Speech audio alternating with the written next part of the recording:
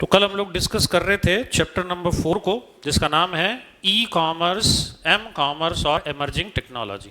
ठीक है, तीनों के बीच में एक बार अंतर फिर से समझ लेते हैं अपन। दुनिया में सबसे पहले जो कमर्शियल ट्रांजैक्शन हम लोग होते हुए देखते हैं उसका तरीका कहलाता है ट्रेडिशनल कॉमर्स। इस ट्रेडिशनल कॉमर्स में काम करने का तरीका क्या है? फिजिकल दुकानें हुआ करती है जहाँ पे अपन माल को परचेज करने जाया करते हैं। पेमेंट का सिस्टम जनरली फिजिकल होता है, कैश का लेन देन करते हैं या चेक दिया करते हैं या क्रेडिट कार्ड से पेमेंट किया करते हैं। इस सिस्टम की एक सबसे बड़ी लिमिटेशन है कि इसके खुलने और बंद होने का एक फिक्स टाइम होता है। ये 24/7 ओपन नहीं रह सकता। लिमिटेशन ऑफ स्टाफ भी होती है, कितना माल भरेंगे, जगह की भी बड़ी प्रॉब्लम होती है। बिग बाजार जोधपुर में अवेलेबल आपको पता है ना? वो जिस जगह अवेलेबल है वो भी एक बड़ा इलाका है ना? वहाँ पे सस्ता जगह का रेट नहीं है। मतलब ये एरिया पूरा जोधपुर का है, वैसे भी आपको मालूम होगा रियल एस्टेट के रेट्स में बहुत ज़्यादा है। और वो इलाका सांगी पेट्रोल पंप के पास में जो अवेलेबल है उनके पास में, वो भी बहुत महंगा है। बिग बाजार चाहे तो इससे बड़ा इलाका भी ले सकती है, लेकिन उसके लिए उसको किराया कितना देना पड़ेगा सोचो जरा। लेकिन इसके मुकाबले अगर हम अपनी वेबसाइट लॉन्च कर देते हैं www करके और उसको इंटरनेट पे रख देते हैं, तो बताओ ये वेबसाइट 24/7 एक्सेसिबल होगी या नहीं होगी? इसके वेब स्पेस पे जितना आप खर्च करते हैं वो दुकान के किराए से कम है या नहीं है? वेब स्पेस का खर्चा पर मेगाबाइट लिया जाता है, जिसकी रेट हमेशा आपके दुकान की रेट से कम ही होने जा रही है। आपको पता है फेसबुक को अपन तीसरी दुनिया कहा करते हैं, मतलब थर्ड वर्ल्ड है हमारा। ऐसा क्यों? क्योंकि इंडिया और चाइना की पॉपुलेशन के बाद अगर तीसरी सबसे बड़ी पॉपुलेशन किसी के पास है तो वो किसके पास है? मार्क जगरबर्ग के पास है, फेसबुक के पास है। पहली पॉपुलेशन चाइना की 153 करोड़, दूसरी पॉपुलेशन हिंदुस्तान की करीब 135 करोड़, है ना? और वो दिन दूर नहीं जब अपन उनको बीट ही कर देंगे, क्योंकि अपन तो बड़े चले जा रहे हैं ऊपर वाले की कृपा से, है ना? और कहीं हुए निवेश में तो नंबर 1 जरूर हो जाएंगे अपन, है ना? चाइना क्या बिगाड़ लेगा हमारा, है ना? हम उससे आगे हो ही जाएंगे। और इस समय 120-22 करोड़ के साथ में मार्क जकरबर्ग तीसरी बड़ी पॉपुलेशन है। आपको जान के आश्चर्य होगा, पूरे दुनिया के इस फेसबुक को कंट्रोल करने के लिए मार्क जकरबर्ग के पास केवल फेसबुक में 3000 के आसपास एम्प्लॉय हैं, इंक्लूडिंग हिम। 122 करोड़ लोगों को हैंडल कितने लोग कर रहे हैं? केवल 3000 लोग हैंडल कर रहे हैं। सोचो, इंडियन रेलवे के पास में लाखों की संख्या में एम्प्लॉयज हैं, BSNL के पास लाखों की संख्या में एम्प्लॉयज हैं, मुकेश अंबानी के पास में लाखों की संख्या में एम्प्लॉयज हैं, लेकिन 122 करोड़ लोगों को सर्व करने के लिए मार्क जकरबर्ग ने केवल 3000 लोगों को ही एम्प्लॉयमेंट दिया है। This is the power of technology. कि क्या करता है ये? लोगों की आवश्यकता को कम कर दिया करता है ना। अब इसका एक दूसरा पहलू और है, अपन उस पर बात नहीं करेंगे क्योंकि हमारा विषय नहीं है कि साहब इससे बेरोजगारी बढ़ेगी। बिल्कुल बढ़ेगी, क्योंकि हर काम अगर टेक्नोलॉजी करने लगेगी तो फिर क्या हो जाएगा? लोगों का अचार डालेंगे क्या अपन? भारत और चाइना जैसे देशों के लिए तो टेक्नोलॉजी वरदान भी है, तो ये एक अभिशाप भी है, क्योंकि ज़्यादा से ज़्यादा टेक्नोलॉजी का प्रयोग करने के कारण लोगों की जॉब को कौन कर लेगा? टेक्नोलॉजी के लोग ही कर लेंगे, टेक्नोलॉजी ही कर लेगी। तो फिर बताओ लोगों में बेरोजगारी आएगी कि नहीं आएगी? पर वो अपना विषय नहीं है, वो डिबेट का विषय है, अपन उस पर नहीं जाते। पर टेक्नोलॉजी ने हमारी ज़िंदगी आसान की है कि नहीं की है? बताओ, जब से फ्लिपकार्ट आया, अमेजन आया, हमारे लिए चीज़ें खरीदना बेचना आसान हुआ या नहीं हुआ? 2007-8 आते आते लोगों ने फिर एक शिफ्ट किया। उन्होंने कहा ये वेबसाइट के ऊपर एक फिक्स डेस्कटॉप कंप्यूटर के ऊपर जो आपके घर में अवेलेबल होता है वहीं पे काम करने की सुविधा होती है। हम तो ऑन द मूव फैसिलिटी चाहते हैं, और इसलिए एक मोबाइल ऐप बनाया गया, जैसे अपन ऐप स्टोर से डाउनलोड कर लेते हैं, फिर चाहे वो एप्पल के ऐप स्टोर से डाउनलोड करो या फिर एंड्रॉयड के गूगल ऐप स्टोर से डाउनलोड करो। अब आपको अपने स्मार्टफोन पे, टैबलेट, PC पे उसे यूज़ करने की सुविधा मिली। तो अगला स्टेप क्या कहलाया? फिर ये मोबाइल कॉमर्स कहलाया। तो दुनिया में कौन से 3 तरीके अपन ने देखे यहाँ पे? सबसे पहला तरीका क्या कहलाता है? Traditional commerce. ठीक है। दूसरा कौन सा कहलाता है? E commerce, electronic commerce. तीसरा कौन सा कहलाता है? M commerce. ठीक है। पहले तरीके को ब्रिक एंड मोर्टार मॉडल के नाम से भी जाना जाता है। ब्रिक एंड मोर्टार इसका पुराना नाम है, ठीक है ना? ब्रिक एंड मोर्टार क्यों कहा जाता है इसको? ब्रिक का मतलब होता है ईंटें, और मोर्टार का मतलब होता है बीच में जो मसाला अपन लगाया करते हैं ईंटों को जोड़ने के लिए, ताकि एक दुकान खड़ी की जा सके। तो ट्रेडिशनल मॉडल कहो या ब्रिक एंड मोर्टार मॉडल कहो, ये दुनिया का आज भी सबसे ज़्यादा यूज़ किया जाने वाला तरीका है। हम आज भी पूरी दुनिया भर में ई कॉमर्स को इससे ज़्यादा नहीं कर पाए। हम धीरे धीरे इस प्रयास में कि ई कॉमर्स पूरी दुनिया भर में सबसे ज़्यादा हो, लेकिन आज भी सबसे पुराना सिस्टम ट्रेडिशनल कॉमर्स अब भी सबसे ज़्यादा यूज़ होता है। क्या इस फ्लिपकार्ट के, अमेजन के ज़माने में हमारे यहाँ दुकानें बंद हो गई क्या? रोड पे दुकानें नहीं दिखती क्या अपने को? बड़े बड़े शोरूम नहीं दिखते क्या? छोटी मोटी दुकानें नहीं दिखती क्या? सब सर्वाइव कर रहे हैं कि नहीं कर रहे हैं? उन्होंने अपने तरीके निकाल लिए इनके सामने सर्वाइव करने का। पढ़ेंगे इसको अपन स्ट्रैटेजिक मैनेजमेंट में। हर कंपनी जो भी एक टेक्नोलॉजी लेके आती है वो अपना एक यूनिक सेलिंग पॉइंट, यूएसपी लेके आती है। जैसे बिग बाजार या रिलायंस स्मार्ट आया तो उन्होंने क्या किया, बड़े बड़े शोरूम डाले और उसके अंदर प्रोडक्टों को डिस्प्ले पे रखा ताकि हमें आपको आकर्षित किया जा सके खरीदारी करने के लिए। तो उनके सामने जो छोटी दुकानें थी उन्होंने कहा इसके सामने सर्वाइव कैसे करना रहा, क्योंकि वो तो बल्क डिस्काउंट लेके आते हैं और माल को सस्ता बेचा करते हैं, तो हम उनके सामने कैसे टिक पाएंगे। आपको मालूम है बिग बाजार के सामने भी 2-3 दुकानें किराने की चल रही हैं, वो भी बकायदे। ऐसा नहीं कि उन पे दुकानों पे कोई आदमी चढ़ता ही नहीं है, जाते कि नहीं जाते वहाँ पे। तो इन दुकानों ने क्या किया कि बिग बाजार के खुलने का समय क्या कि सुबह 9 बजे से रात के 9 बजे तक। तो एक काम को अपने एक्सटेंडेड आवर्स में खुल जाओ, सुबह 7 बजे से 9 बजे तक की ग्राहकी कर लेंगे एडिशनल, रात को 9 बजे से 11 बजे की कर लेंगे। ऐसे भी तो कुछ लोग होते हैं ना, मॉर्निंग में 9 बजे बिग बाजार खुलता है, उससे पहले तो कोई सामान मिलेगा नहीं आपको। लेकिन कई लोग सुबह सुबह उठते ही बच्चों को स्कूल भेजने के लिए भी तो कई चीज़ें खरीद के ले जाया करते हैं। ब्रेड तो सुबह ही आया करती है, दूध सुबह ही कई लोग लेके जाया करते हैं, कई और चीज़ें सुबह ही आती। तुमने कितनी बार भगाया होगा पेरेंट्स को सुबह सुबह, है ना? और खास तौर तो तब आती है जब सुबह सुबह अचानक ध्यान आता है, अरे मैडम ने ग्राफ पेपर मंगाया है, पिताजी भाग रहे हैं ग्राफ पेपर लेने के लिए। होता है कि नहीं होता है? तो रात को क्यों नहीं याद दिलाया कि रात को मेरे को याद ही नहीं आया कि सुबह सुबह आपके भागने मजा आता है, मेरे को देखते हैं। अब वो जाते हैं, करें क्या, पेरेंट्स हैं वो, तुम्हारे को तो सहन करना ही पड़ेगा इतने कामों के लिए। करते कि नहीं करते बताओ? आज भी भगाते हो तो एंड टाइम पे तुम्हारे को याद आती है, सर ने ये कहा था मार्कर पेन लाना है। अब रात को 11 बजे कहाँ के मार्कर पेन बताओ, मिलते हैं किसी दुकान पे? फिर अगर पापा की ठीक चलती होती तो बेचारे दुकान खुलवा देते हैं तुम्हारे लिए, और क्या करें। होती है कि नहीं होती? अपने जोधपुर में तो थोड़े इतने रिश्ते हैं हमारे कि दुकान बंद हो तो ही खुलवा ले मुझसे, नहीं नहीं जरूरी है, बहुत दिन है। पर बताओ क्या ये ई कॉमर्स में 24/7 उपलब्ध है या नहीं हमारे को? तो ई कॉमर्स की अपनी विशेषता है, ट्रेडिशनल कॉमर्स की अपनी विशेषता है। लेकिन आने वाला समय किसका है? ई कॉमर्स से भी आगे बढ़ के किसका है? एम कॉमर्स का है। क्योंकि एम कॉमर्स आपको फ्लेक्सिबिलिटी देता है कि आप दुनिया में कहीं भी स्थित होकर चीजों की खरीदान और बेचान को कर सकते हैं। कर सकते कि नहीं कर सकते? हो रहा है कि नहीं हो रहा बताओ? और उसी तरीके से डिफरेंट एडवर्टाइजमेंट के माध्यम से आपको चीजें समझाई जाती है कि नहीं समझाई जाती? टीवी पे ऐड देखें क्या आपने? देखें?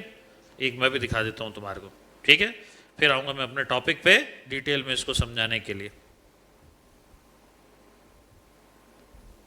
देखो मार्केटिंग आजकल किस तरीके से की जाने लगी है कि आपके दिमाग में हर वो चीज बिठा दिया जाता है कि किस तरीके से आपको चीजों को परचेज करना चाहिए, किस तरीके से चीजों को खरीदना चाहिए, किस तरीके से आपको यूज करना चाहिए। एक छोटा सा एडवर्टाइजमेंट का तरीका जो टीवी पे इन दिनों बड़ा प्रचलित है, आप सबने देखा होगा। देखें बेटा, थोड़ा ओट्स तो खा ले ग्रैप्स के साथ। ऑडियो नहीं आ रही इसकी? No thanks mom.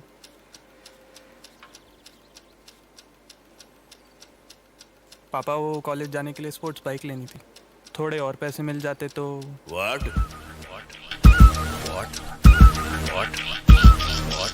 ना ना ना मुन्ना ना, पहले मार्क्स लेकर आ तू बेटा, अपनी ना चला तू बेटा, जितने पैसे दिए उसमें बाइक लेके आ तू बेटा। नो वे डैड। क्यों? मेरे पिताजी ने मुझे साइकिल लेके दी थी पास होने पर, तुमने कौन से तीर चलाए? मैं अच्छा हूँ, बस अच्छा हूँ, बस पढ़ाई में थोड़ा कच्चा हूँ, स्पोर्ट्स बाइक तो लेके रहूंगा, आपका ही बचा हूँ। भैया एक्स्ट्रा टशन चाहिए? अपना एक्स्ट्रा सामान निकाल के OLX पे बेच दी। बस क्लिक कर, अपलोड कर, फिर चेक कर और सेव कर, बस OLX ऐप डाउनलोड कर। ये मुंडी कब तक हिलानी है? पता नहीं। बताओ, अब ये ऐड एक बार आपने देख लिया तो दिमाग में नहीं बैठ गया अपने को कि OLX पे माल खरीद सकते हैं, बेच सकते हैं? बताओ ट्रेडिशनल कॉमर्स कभी ऐसा एग्जांपल दिया है कि आपने को समझाने के लिए? ई कॉमर्स ने एक बार ही बता दिया आपको मुंडी हिला के। अब इसका ऐड कहीं भी आप देखोगे आपके दिमाग में OLX का विचार आएगा ही आएगा। आएगा कि नहीं आएगा? आगे देखो। नहीं, जब तक ऐड खत्म नहीं हो जाती।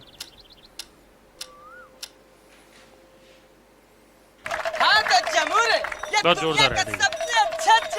ये ऐड आपको हिंदुस्तान में ऐसे देखने को मिलेगा। बात है, जमुना मुंह खोला है, सही बोला है। अब अगला करतब दिखाएगा, आदमी को कबूतर और कबूतर को आदमी बनाएगा, तो कौन आएगा? जमुना बताएगा कि आएगा। नहीं नहीं नहीं नहीं आएगा। नहीं, जाओ ना, जाओ ना, जाओ ना। बता ताली, आजा आदमी सामने, आप फेस टू फेस। तो देखो बच्चा बूढ़ा जवान आदमी औरत सब लोग देखो ये आदमी को कैसे ये जादूगर कबूतर बनाएगा। गिनी गिनी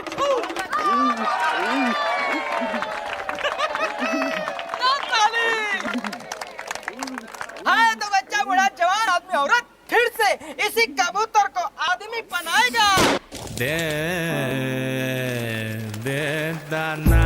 जब बचाना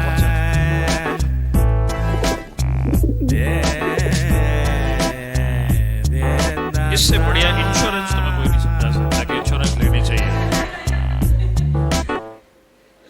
है गजब का ऐड। इंश्योरेंस नहीं ली तो ऐसा भी हो सकता है अपने साथ में। देख तीसरा देखो, ठंडा खाना। I mean, what kind of a 5-star hotel is this? I'm sorry, sir. अरे यार ठंडा खाना। All right, will you relax? नहीं यार, एक minute. You please call your chef. Sir, please, please just call the. Yes, sir. I'm the chef. My friend was just saying. Awesome! This biryani is superb. लड़के सारे ऐसे ही होते हैं, ध्यान रखना। तू भी खाना? Sometimes it's okay to have a cold meal, but never when you're flying. Enjoy delicious hot meals aboard SpiceJet flights. SpiceJet. SpiceJet Red बता hot रहा है कि हमारे spicy. आपको हमेशा हॉट मील्स मिलेंगे, बढ़िया मील्स मिलेंगे। अचार। अब देखो दामाद की जनरली मेंटालिटी क्या होती है। डैडी जी, आप ना एक बंगला बना डालो आपकी बेटी के लिए, और बंगले में ना एक बड़ा सा स्विमिंग पूल नाती नातियों के लिए। बंगले के बगल में एक फैक्ट्री आपके नाम की। दामाद जी, डैडी जी, आपको अपने लिए कुछ नहीं चाहिए? डैडी मैं आप एक हो। ये लो न्यूट्रेला सोया की बिरयानी, ये खाकर फिट हो जाओ, फिर सब कुछ खुद ही बना लोगे। 52% प्रोटीन, 99% फैट फ्री। न्यूट्रेला सोया, न्यूट्रेला का है। क्योंकि लाइफ की डिमांड है ज्यादा। कि आप खाओगे तो अपने आप सोचोगे।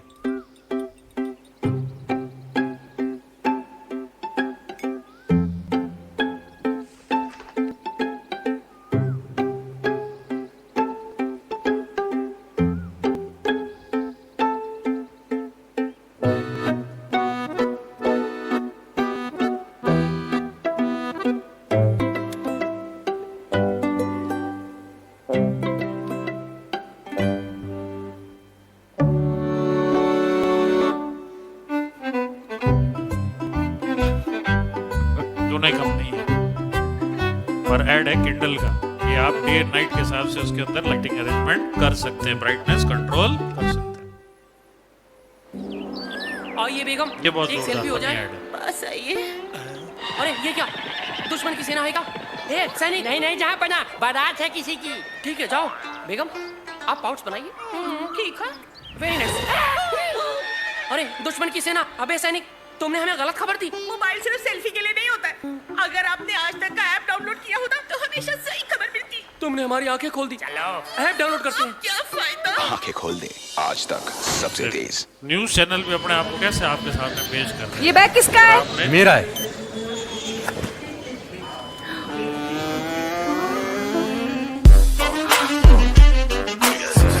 ये भी मेरा है।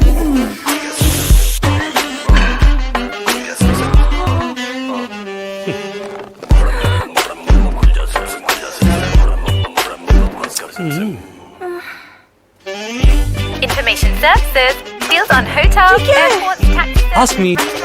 ये सब क्या है? अरे आंटी, ask me है। सब कुछ मिलेगा आस्क मी ऐप पे। अब ना कैश की जरूरत ना क्रेडिट कार्ड की, पेमेंट करो डायरेक्ट फोन से। आस्क मी पे, द बाप ऑफ ऑल पे ऐप्स। आंटी, अब ये सब अंदर कौन डालेगा? तो देखा किस तरीके से लोग आप तक पहुंचने की कोशिश कर रहे हैं और आपको समझाने की कोशिश कर रहे हैं कि कोई भी चीज़ है। आपने देखा 2-3 ऐप एग्जाम्पल थे इसके अंदर, आसमी का था, आज तक का था, ओलेक्स का था। तो टेक्नोलॉजी ही फ्यूचर है और ये टेक्नोलॉजी का सब्जेक्ट इसीलिए सीए कोर्स में इंट्रोड्यूस किया गया। चाहे पहले फाइनल के लेवल पे हो SADP, फिर उसके बाद उसका नाम बदल के MICS भी किया गया, मैनेजमेंट इंफॉर्मेशन कंट्रोल सिस्टम। आपके IT के लेवल पे लाया गया, फिर ITSM, और अब इस सब्जेक्ट का नाम क्या हो गया है? EISSM। ठीक है, तो ये बिल्कुल एप्ट सब्जेक्ट है, आपके लिए बिल्कुल समय पे इंट्रोड्यूस किया गया सब्जेक्ट है। और हम जैसा बात कर रहे हैं दुनिया ट्रेडिशनल कॉमर्स से ई-कॉमर्स और ई-कॉमर्स से अब अगले स्टेप M-कॉमर्स पे शिफ्ट हो चुकी है। हम सारा काम आजकल अपने मोबाइल एप्लीकेशंस की मदद से ही करने लगे। डे टू डे लाइफ में मुझे बताओ, इन जनरल क्या आप लोग वेबसाइट पे बैठ के काम करते हो कि मोबाइल ऐप पे काम करते हो? इन जनरल मोबाइल ऐप पे कर रहे हो। इसका मतलब दुनिया धीरे धीरे किस पे शिफ्ट हो रही है? मोबाइल ऐप पे शिफ्ट हो रही है। इसका मतलब एम कॉमर्स पे शिफ्ट हो रही है ना? तो इस चैप्टर की इंपॉर्टेंस अपन ने एक बार फिर से रिटरेट कर दी, ठीक है। आओ कल जो अपन ने पढ़ा था दोबारा से एक बार उसको समझने की कोशिश करते हैं। इस चार्ट के ओवरव्यू को भी अपन धीरे धीरे याद करेंगे और जैसे ही अपन इस चैप्टर को एंड करेंगे आने वाले कुछ दिनों में आपको ये पूरे के पूरे आउटलाइन और आगे के टॉपिक्स भी याद हो जाएंगे, ठीक है ना। अपनी क्लास में हमेशा हम क्या करते हैं, हर चीज़ को यहीं पे रिमेम्बरेंस में डाल देते हैं। घर पे जाके आपको बहुत कम समय लगाना पड़ेगा एटलीस्ट हमारे सब्जेक्ट के लिए। बाकी सारे सब्जेक्ट को आप समय दो, हमारे सब्जेक्ट के लिए केवल 10-15 मिनट दे देना, मोर देना, पर देना रोज, ठीक है ना। कोई दिन स्किप नहीं करना है। स्किप नहीं करोगे तो ये सब्जेक्ट आपकी पकड़ में, you can score just like anything, ठीक है। फिर से शुरुआत करते हैं अपन आज एक बार फिर से रिवीजन के तौर पे। चैप्टर का नाम क्या है हमारा?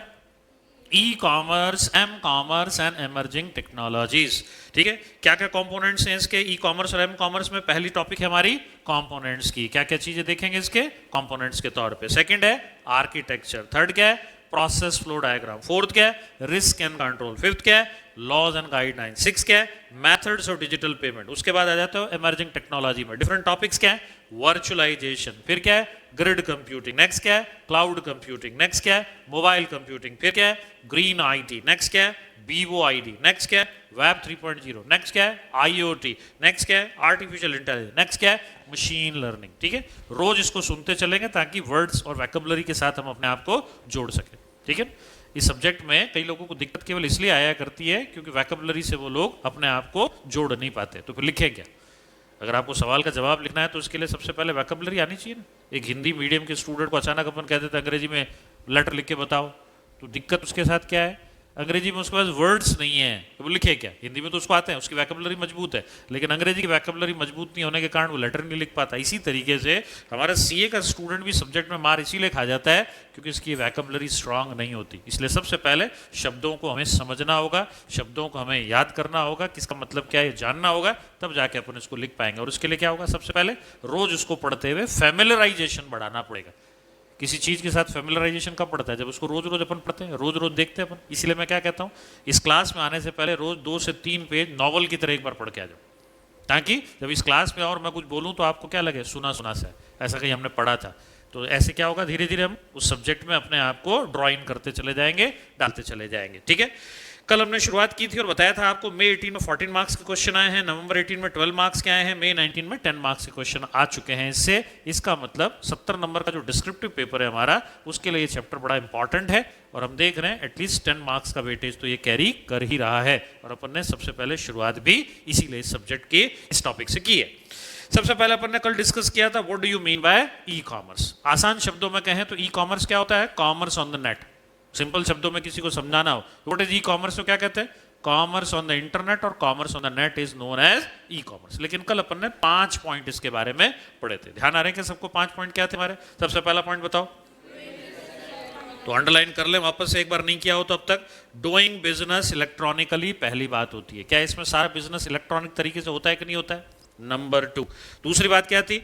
commercial transaction between a company like Flipkart, customer like you and me, and business partner like Samsung, Apple and other companies जिनके प्रोडक्ट मार्केट में बिका करते हैं। तो दूसरी बात क्या अंडरलाइन करेंगे? Commercial transaction between company, its customer and business partner. तीसरी चीज क्या समझने की थी इसमें? इसमें प्रोसेस होता है ऑटोमेशन के थ्रू, सारा काम स्वचालित होता है, अपने आप हुआ करता है। चौथी चीज क्या याद रखने की है? It is through reliable and secure communication या कनेक्शन। तो 5 चीजें कौन कौन सी होगी फिर से याद करें अपन। Number 1 doing business electronically, number 2 क्या है? Between transaction, commercial transaction between a company, customer and business partner. Number 3 क्या है? It is through automation. Number 4 क्या है? It is reliable. नंबर 5 क्या है?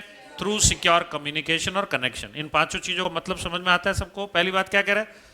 ये काम इलेक्ट्रॉनिक होता है, इसका मतलब कहीं ना कहीं इंटरनेट के माध्यम से इसका उपयोग किया जाएगा। दूसरा कह रहा है 3 लोगों के बीच होता है, कम से कम 3 लोग चाहिए हमें कमर्शियल ट्रांजैक्शन करने के लिए। एक वेबसाइट चाहिए, फ्लिपकार्ट, स्नैपडील, वॉलमार्ट या अमेजन जैसी। दूसरा कौन चाहिए? मेरे और आप जैसा खरीदार चाहिए। तीसरा कौन चाहिए? जो इन पे माल अपना बेचना चाहते हो, सैमसंग हो सकता है, इसके अलावा दुनिया भर की कोई कंपनी हो सकती है जो इस पे माल अपना बेच सकती है। तीसरी बात क्या है? ये सारा काम अपने आप होता है। आप ऑर्डर प्लेस करते हैं तो इंटरनल प्रोसेसिंग जो होती है ई कॉमर्स पे अपने आप परफॉर्म की जाती है ऑटोमेटिकली। चौथी बात क्या है? हर काम रिलायबल है, विश्वसनीय है। इसमें विश्वास के अलावा और कोई चीज नहीं है। इनिशियल लेवल पे विश्वास नहीं था, शुरुआत में हमारा विश्वास होता था क्या? ये तो ठीक है, इंडियन कंपनी है फ्लिपकार्ट, हमें लगता है गड़बड़ की तो कम से कम इसको कहीं इंडियन कोर्ट में खींच तो लेंगे। लेकिन सोचो अमेजन जो कि विदेशी कंपनी है, उसको अपन पैसे दे देवे क्रेडिट कार्ड से और कल को माल नहीं आवे। 1996 की बात करूं मैं, जब इसने लॉन्च किया था, तो बताओ क्या अपन अमेरिका जाएंगे केस लड़ने के लिए? आदमी सोच ही नहीं पाता था, तो विश्वास ही नहीं पड़ता था। और इसी विश्वास के संकट को खत्म करने के लिए दुनिया में पहली बार ये नया कंसेप्ट लॉन्च किया था फ्लिपकार्ट वालों ने, जिसको नाम दिया कैश ऑन डिलीवरी, COD। और आज भी भारत में सबसे ज्यादा उपयोग किए जाने वाले सिस्टम है। हम में से मैक्सिमम लोग, अगर COD ऑप्शन होता है, मैं भी उसमें से एक हूँ, वही चुनते। माल दे दे, दिखा, देख तो ले, आ गया, पैसे देने में कोई आपत्ति नहीं है हमारे को, लेकिन हम दे दे में फिर तेरे पीछे चक्कर काटते रहेंगे क्या? बताओ। तो बताओ, एक हम हिंदुस्तानी को विश्वास दिलाने के लिए नया कंसेप्ट COD आया कि नहीं आया? इसको लाने वाले कौन है? सचिन और बिनी बंसल। कौन? फ्लिपकार्ट वाले। 2007 में इन्होंने इसको इंट्रोड्यूस किया इस कंसेप्ट के तौर पे। तो रिलायबल है या नहीं? ताकि आपका विश्वास ई कॉमर्स पे बना रहे। और सरकार ने भी नियम कड़े बनाए, अगर कोई ऐसा नहीं करता है, नियम कायदों पे नहीं चलता है, तो बाकायदे कड़ी सजाओं का प्रावधान है। क्योंकि देश में सरकार भी चाहती है जितना ज़्यादा डिजिटल कैश लेन देन, डिजिटल काम का तरीका हो, उतना बढ़िया। और नहीं, मोदी गवर्नमेंट तो इसी काम में लगी हुई है, पहले कार्यकाल में भी और दूसरे कार्यकाल में भी अपन ने देखा है। GST नेटवर्क आना भी उसी का एक परिणाम है जो अपन ने इस समय होते हुए देखा है। चौथी बात क्या है? ये सारा काम सिक्योर होना चाहिए। सिक्योर क्यों होना चाहिए? क्योंकि आप इलेक्ट्रॉनिक ट्रांजेक्शन करते हुए अपनी पर्सनल फाइनेंशियल डिटेल शेयर करते हैं। आप क्रेडिट कार्ड नंबर बताते हैं, CVV बताते हैं, या अपना पिन कोड, अपना ATM का पिन बताया करते हैं, या फिर अपना पासवर्ड शेयर करते हैं। तो कहीं ना कहीं खतरा तो है ना कि हैकर्स के हाथ लगा तो आपके पैसे में फ्रॉड किया जा सकता है बैंक से। तो 5 चीजें कौन सी होगी? फिर से याद कर ले अपन ई कॉमर्स के बारे में। Number 1, doing business electronically. Number 2, transaction between a company, customer and business partner. Number 3, it is through automation. Number 4, it is reliable. Number 5, it is through secure connection. ठीक है। एक छठी बात हमने और बताई थी, अंडरलाइन की होगी आपने, नहीं है तो कर ले। E commerce is basically also defined as sales and purchase of goods and services through electronic mode. ठीक है ना, ये भी एक तरीके से डिफाइन करने का तरीका है। और ये होता किसकी मदद से है? It is in the form of computer, desktop and mobile applications. ठीक है ना, डेस्कटॉप का मतलब ऐसे कंप्यूटर से जो एक डेस्क के टॉप पे पड़ा होता है, उसको क्या कहते हैं अपन? Desktop computers. इसको अपन टैबलेट PC कहा करते हैं। और आपको ध्यान हो तो एक और चीज आया करती है जिसको अपन लैपटॉप कहा करते हैं। ठीक है ना, उस लैपटॉप का नाम लैपटॉप पता है क्यों पड़ा? क्योंकि लोग क्या करते थे, अपने लैप पे, इन पैरों पे रख के इसको जनरली यूज किया करते हैं। आज भी घरों में आपने देखा होगा, फुर्सत के मोमेंट पे अपन टेबल पे नहीं बैठते, जहाँ बैठे होते हैं वहीं लैपटॉप पैरों पे खोल लेते हैं और वहीं बैठ के काम कर लेते हैं। आजकल तो सब चीज़ें वाईफाई है ना, तो कहीं भी बैठ के लैप पे अपन ये काम करते हैं, इसलिए इसका नाम क्या पड़ गया? Laptop PC। तो अलग अलग श्रेणियां हैं। ये क्या कहलाएगा? डेस्कटॉप, फिर लैपटॉप, आजकल कौन से आ गए? टैबलेट PCs, और फिर उसके बाद क्या आ गए? स्मार्टफोन्स। इन सब पे हम कहीं ना कहीं ई कॉमर्स और एम कॉमर्स का काम इलेक्ट्रॉनिक तरीके से कर रहे हैं। तो 6 चीजें हो गई अपन पास में। अब बिना देखे अपने को याद करना है। ठीक है ना, कोई भी चीज देखनी नहीं है अपने को। पहली चीज क्या बताई ई कॉमर्स के बारे में? It is doing business electronically. Number 2, it is transaction between a company, customer and business partner. Number 3, through automation. Number 4, reliable. Number 5, secure connection और कम्युनिकेशन। छठी बात एक और बताई, sales and purchase of goods through electronic board. कैसे करते हैं ये? Computers, desktop and mobile application. लो, अभी याद हो गया अपने को, बस इतना ही तो लिखना। अगर 4 नंबर का सवाल आ जाए तो बस इतना ही लिख के आने पर आपको पूरे नंबर मिलेंगे। मैंने कल भी क्या कहा था, इस सब्जेक्ट में नंबर लाना मुश्किल नहीं है। आपको वो तरीका सीखना पड़ेगा, इंस्टीट्यूट के पैटर्न पर ढलना पड़ेगा कि आप कॉपी में क्या लिखे कि हम आपको नंबर दें। ठीक है ना, CPT तो आपका ऑब्जेक्टिव था, इसलिए चल गया। अब यहाँ पे तो आपका सब्जेक्टिव एग्जाम शुरू हो गया ना, और कुछ पेपर्स में तो आपको 30-70 या 4 पेपर तो आपके 30-70 में है ही नहीं, प्रैक्टिकल वाले, वो तो उसमें तो लिखना ही है आपको। और थ्योरी पोर्शन तो उनमें भी आता है, नहीं आता है क्या? FM में इको है कि नहीं है? आपके टैक्स में भी तो कुछ पोर्शन थ्योरेटिकल है, आपके कॉस्टिंग में भी तो कुछ पोर्शन थ्योरेटिकल है, आपके अकाउंट्स में भी तो कुछ पोर्शन थ्योरेटिकल है। तो बताओ, अगर आप अच्छे से लिखना नहीं सीखोगे तो बताओ नंबर पापा होगे क्या? ठीक है ना, एज एग्जामिनर और एज ए पेपर सेटर में इनसाइट बता रहा हूँ आपको। बहुत अच्छा लिखना पड़ता है, तब आप नंबर दिया करते हैं, वरना नंबर लाना मुश्किल ही हो जाया करता है लोगों का। और उसका तरीका अपन सीख रहे हैं कैसे अपने को लिखना है। तो अपने को सेंटेंसेस याद नहीं करने, क्या करना है अपने को, कीवर्ड को याद करना है। कीवर्ड याद करते चलेंगे और लिखने का तरीका हम आपको बताते चलेंगे, ठीक है।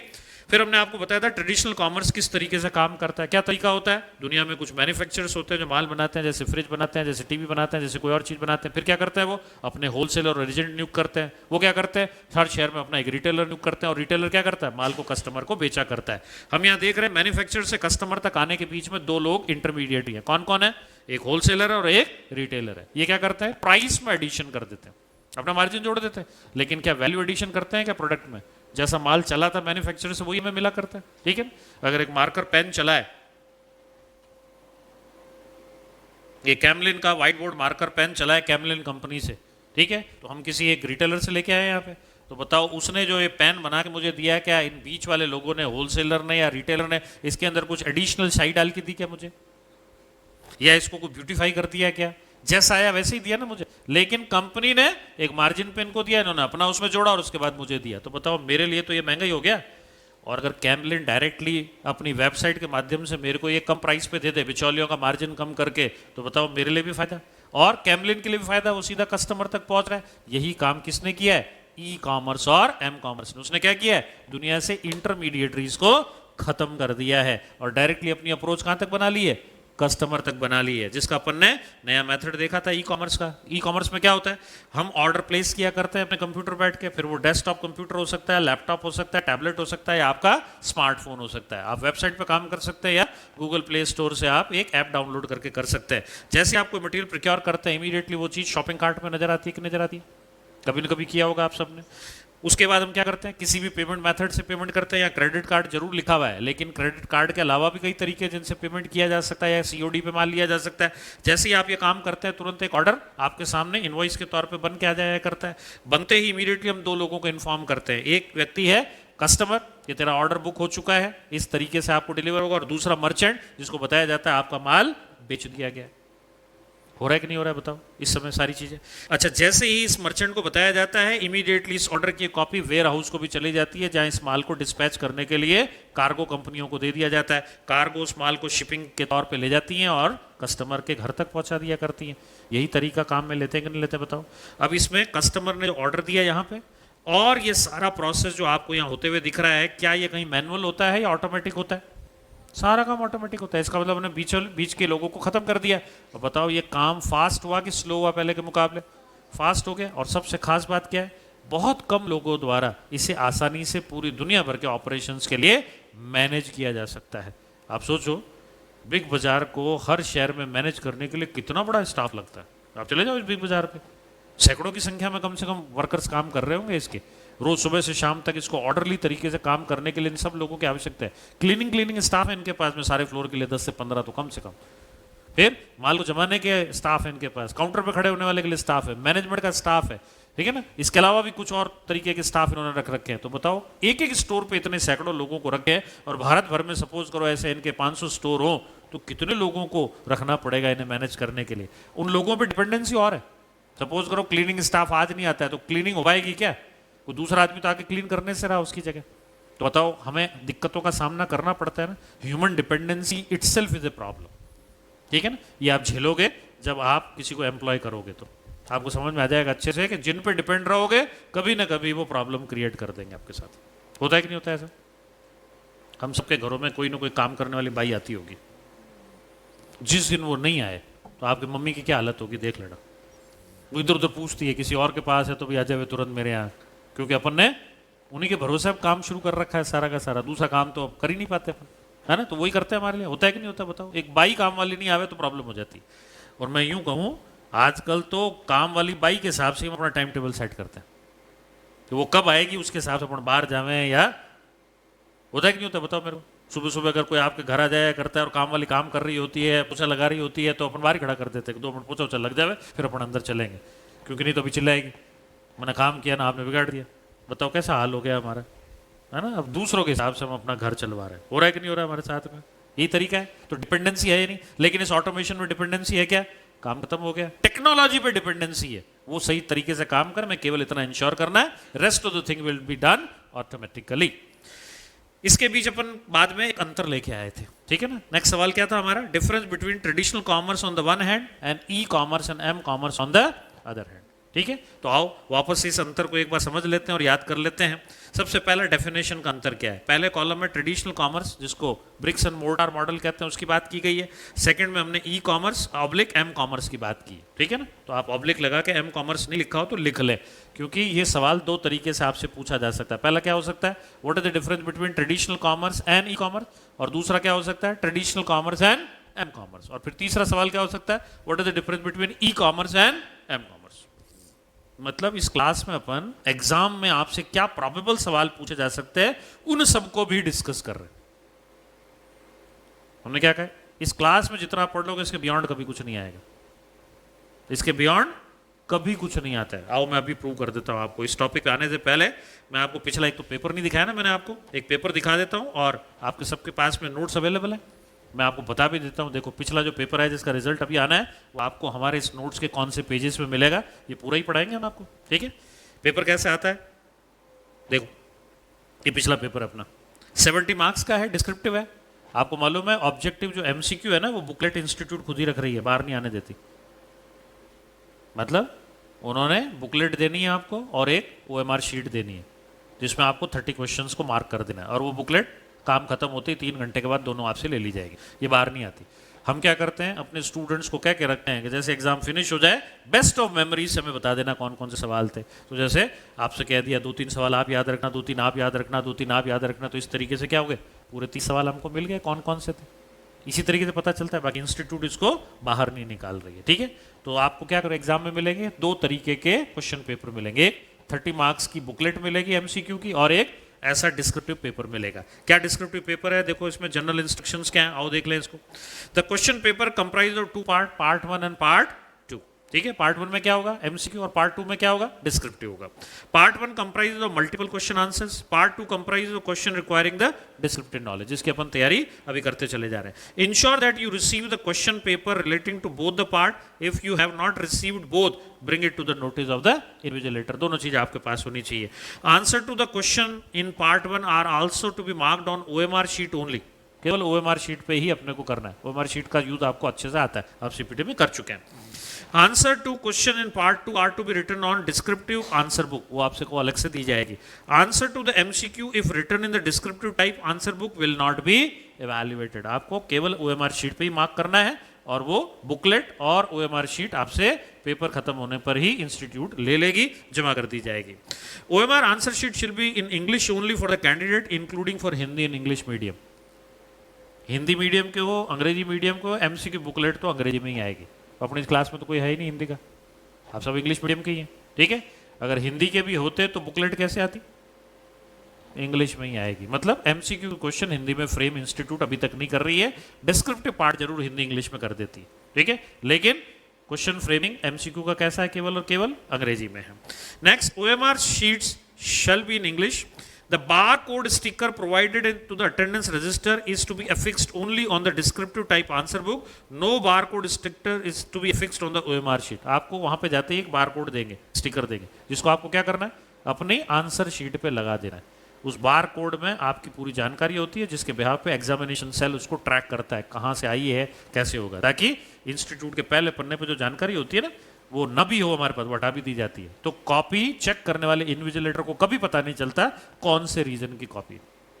इतना स्ट्रिक्ट तरीका अडॉप्ट किया हुआ है, और उसी का परिणाम है आज भी इंस्टीट्यूट ऑफ चार्टर्ड अकाउंटेंसी के एग्जामिनेशन पे क्रेडिबिलिटी का स्टेक कभी भी खराब नहीं हुआ है कि कभी हमने कई तरीके के पेपर आउट होते सुन लिए, गलती से खुल गया वो अलग मैटर होता है, लेकिन बाकी तो हमने सुना है ना। लेकिन कभी सुना क्या अपना ICI में ऐसा पेपर लीक हो गया, तो हमें अपने एग्जामिनेशन सिस्टम पर नाज है, बढ़िया तरीके से हम सब चीज़ों को मेंटेन किए हुए बैठे। You will be allowed to leave the examination hall only after the conclusion of the exam. If you have completed the paper before time, remain in your seat till the conclusion of the exam.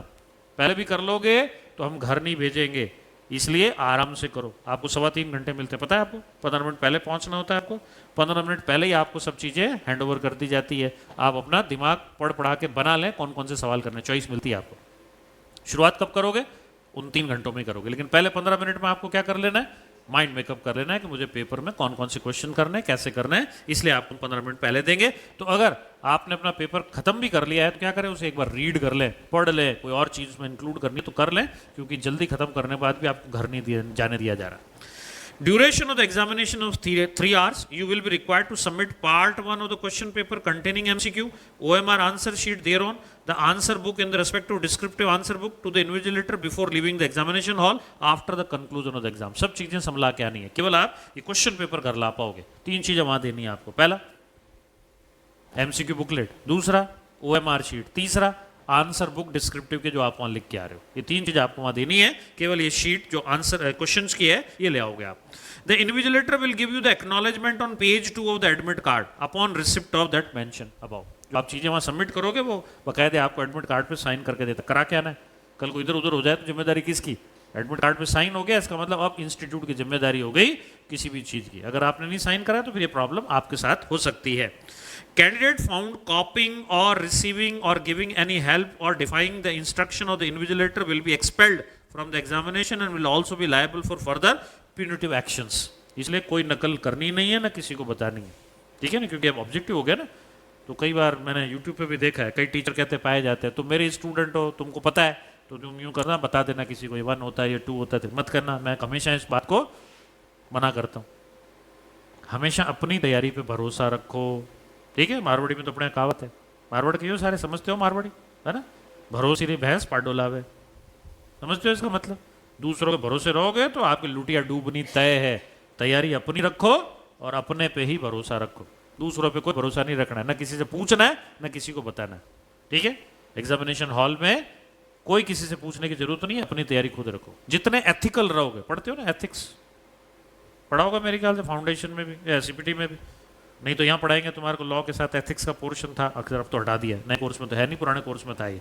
तो ethical standard follow करने चाहिए कि नहीं करने चाहिए अपने को, इसलिए हमें न तो नकल करनी है ना करवानी है किसी, ठीक है, क्योंकि ये लागू हो गया तो मुश्किल हो जाएगा एग्जाम देना अपना। सीए तो बाद में बनेंगे, पहले यही प्रॉब्लम आ जाएगी हमारे को। अब आता है पार्ट 2, सेक्शन ए की बात कर रहा है। Question paper comprises of 5 section. जो EIS वाला है वो सेक्शन ए है और SM वाला जो है वो सेक्शन बी है। मतलब क्वेश्चन पेपर के भी डिस्क्रिप्टिव में 2 पार्ट है, EIS का अलग और SM का अलग।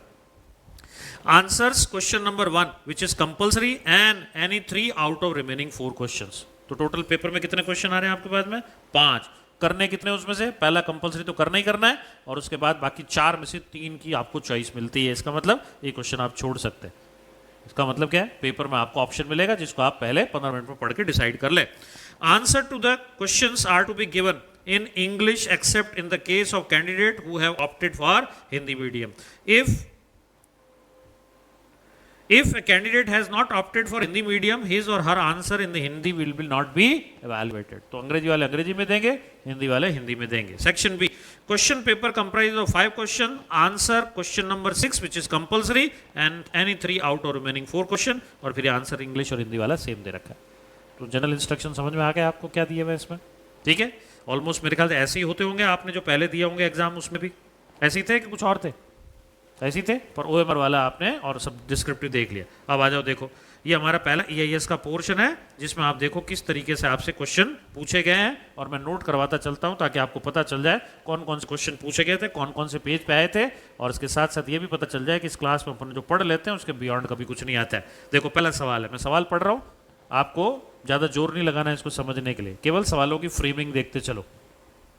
Corporate governance is a framework of rules and practices by which a board of directors ensure accountability, fairness and transparency in the company's relationship with its all stakeholders. List out the rules and procedures that constitute the corporate governance framework. तो basically क्या पूछ रहा है हमसे यहाँ पे?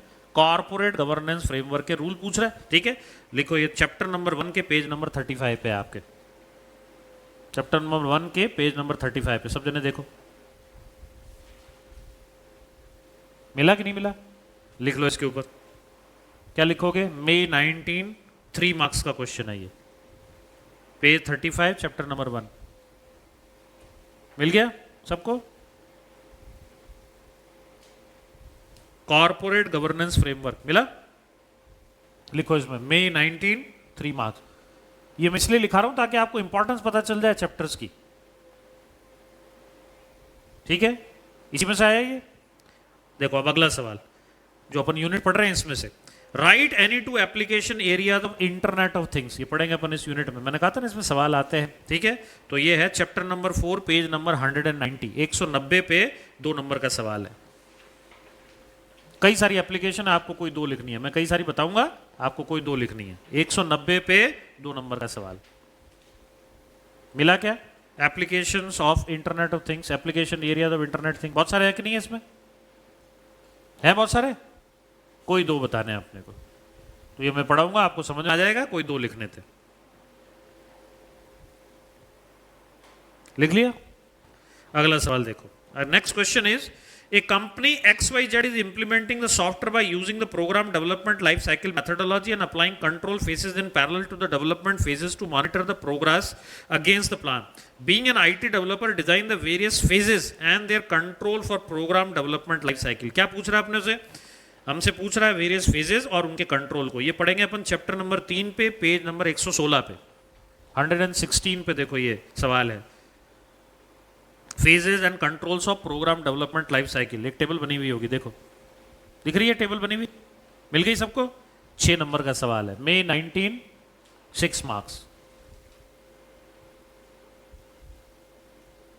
ठीक है। अभी तक 3 सवाल बताए, तीनों के तीनों इस बुक में दिए मैं, अभी मैं पूरा पढ़ा दूंगा, देखोगे सारे इसी में से आए और अपन सब पढ़ेंगे। इसका मतलब क्या हो रहा है, जो कुछ इस क्लास में पढ़ लेंगे बियॉन्ड कभी कुछ नहीं आएगा, और जो इंपॉर्टेंट मार्क करवा देंगे उनमें से सवाल आ जाएंगे आपके पास, ठीक है ना, जब आरटीपी और मॉक टेस्ट पेपर आ जाएगा तुम्हारा। अगला सवाल देखें, customer relationship management is a system which aims at improving the relationship with the customers, ठीक है। सवाल क्या है, briefly explain any 4 key benefits of CRM under the module of ERP. ये चैप्टर नंबर 2 में पढ़ेंगे, पेज 72 पे देखें, बेनिफिट्स ऑफ सीआरएम, हेडिंग है ये। स्ट्रेट अवे सवाल है या नहीं, मुझे बताओ, कहीं ढूंढना नहीं पड़ रहा है आपको, केवल हेडिंग देखो कहां लिखी हुई है, बेनिफिट्स ऑफ सीआरएम। सीआरएम मतलब कस्टमर रिलेशनशिप मॉड्यूल या मैनेजमेंट। 4 नंबर का सवाल है, May 19, 4 मार्क्स। क्लियर है? कोई डाउट नहीं किसी को समझने में? नेक्स्ट क्वेश्चन देखो।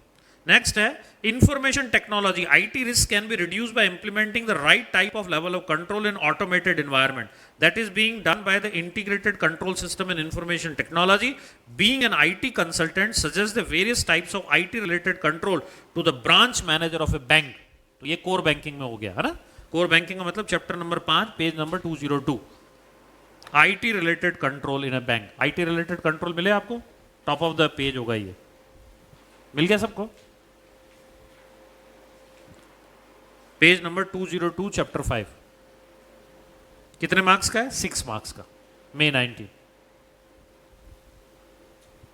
Next question, a business organization is planning to increase the accuracy of the information transferred and certifies the repeatability of the value added task performed by the automation of businesses.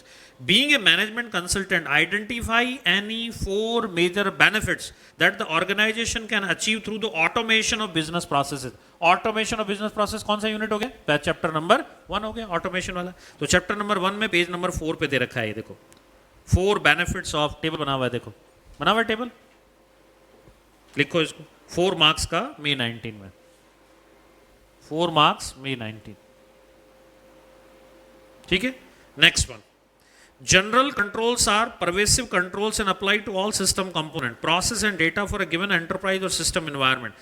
As an IT consultant, discuss some of the control covered under general control which you would like to ensure for a given enterprise। मतलब क्या पूछ रहा है हमसे? General control पूछ रहा है, chapter number 5 page number 202, core banking में जनरल कंट्रोल्स। मिल गया सबको? कितने मार्क का है? 6 मार्क्स का, May 19, 6 मार्क्स, पेज 202। पेज 202 बड़ा इंपॉर्टेंट हो गया, 2 सवाल आ गए इससे, एक पहले भी आया हुआ इससे, ये फिर आ गया इससे, ठीक है ना, 2 सवाल हो गए इससे। मिल गया सबको? चले नेक्स्ट वन पे। नेक्स्ट है, discuss the key activity which require special attention for auditing the user access provisioning. Auditing the user access provisioning, ये मिलेगा चैप्टर नंबर 3 में, पेज नंबर 136 पे, page number 136, auditing the user access provisioning. देखो मिला सबको? Page 136।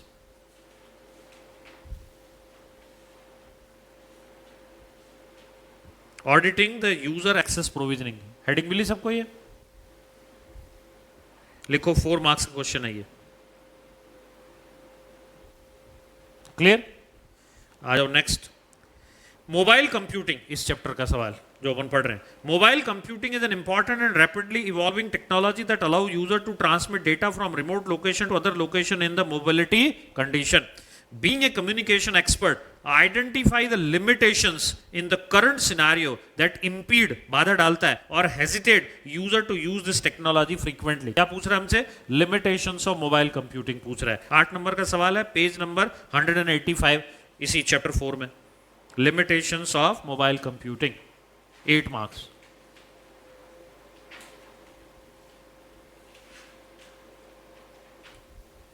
Limitations of mobile computing, मिल गया? Heading है बकायदे, मतलब ये इसके सवाल स्ट्रेट फॉरवर्ड हैं, आपको केवल सवाल को समझना है। ऊपर जरूर इसने कुछ भूमिका बांध रखी है, प्रीफेस दे रखा है, उसको समझ के अपने को नीचे क्वेश्चन पे आना पड़ेगा, पूछ क्या रहा है। ऊपर तो क्या कर रहा है, एक जनरल बात कर रहा है उस टॉपिक के बारे में, है ना? जैसे अपन प्रीफेस लिखा करते हैं किसी टॉपिक के ऊपर, उसकी भूमिका इंट्रोडक्शन देते हैं, वैसे नीचे क्वेश्चन दे रखा है, वो हमें समझना होगा उससे। तो आगे सबको समझ में। लिमिटेशन मांगी है इसने 8 नंबर की, तो देखो 2 नंबर का सवाल तो था IoT पे इस यूनिट से, और दूसरा सवाल है लिमिटेशन ऑफ मोबाइल कंप्यूटिंग के ऊपर। अच्छा, एक खास बात है इंस्टीट्यूट की, जो वो जिस अटेम्प्ट में पूछ लेती है वो अगले अटेम्प्ट में एज सच रिपीट नहीं होता है। मतलब क्या?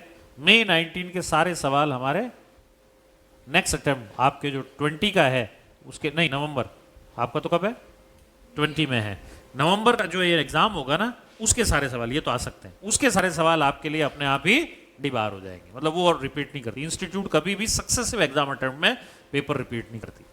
पर ये तो होगा क्योंकि ये आपसे 2 अटेम्प्ट पहले हो गए, तो ये तो आ सकते हैं। लेकिन 19 वाला जो पेपर होगा ना, वो सक्सेसिवली रिपीट नहीं होगा हमारे यहाँ, तो ये आ सकता है आपके लिए। ये उन बच्चों के लिए नहीं है जो अभी नवंबर 19 में जा रहे हैं, ठीक है ना? उनके लिए ये डायरेक्टली सवाल नहीं होंगे, एमसीक्यू में हो सकते हैं, लेकिन ये डायरेक्ट सवाल उनके लिए नहीं हो सकते, इंस्टीट्यूट हमेशा रिपीट नहीं करती। अगला देखें, a business organization is shifting from traditional accounting system to computerized accounting system.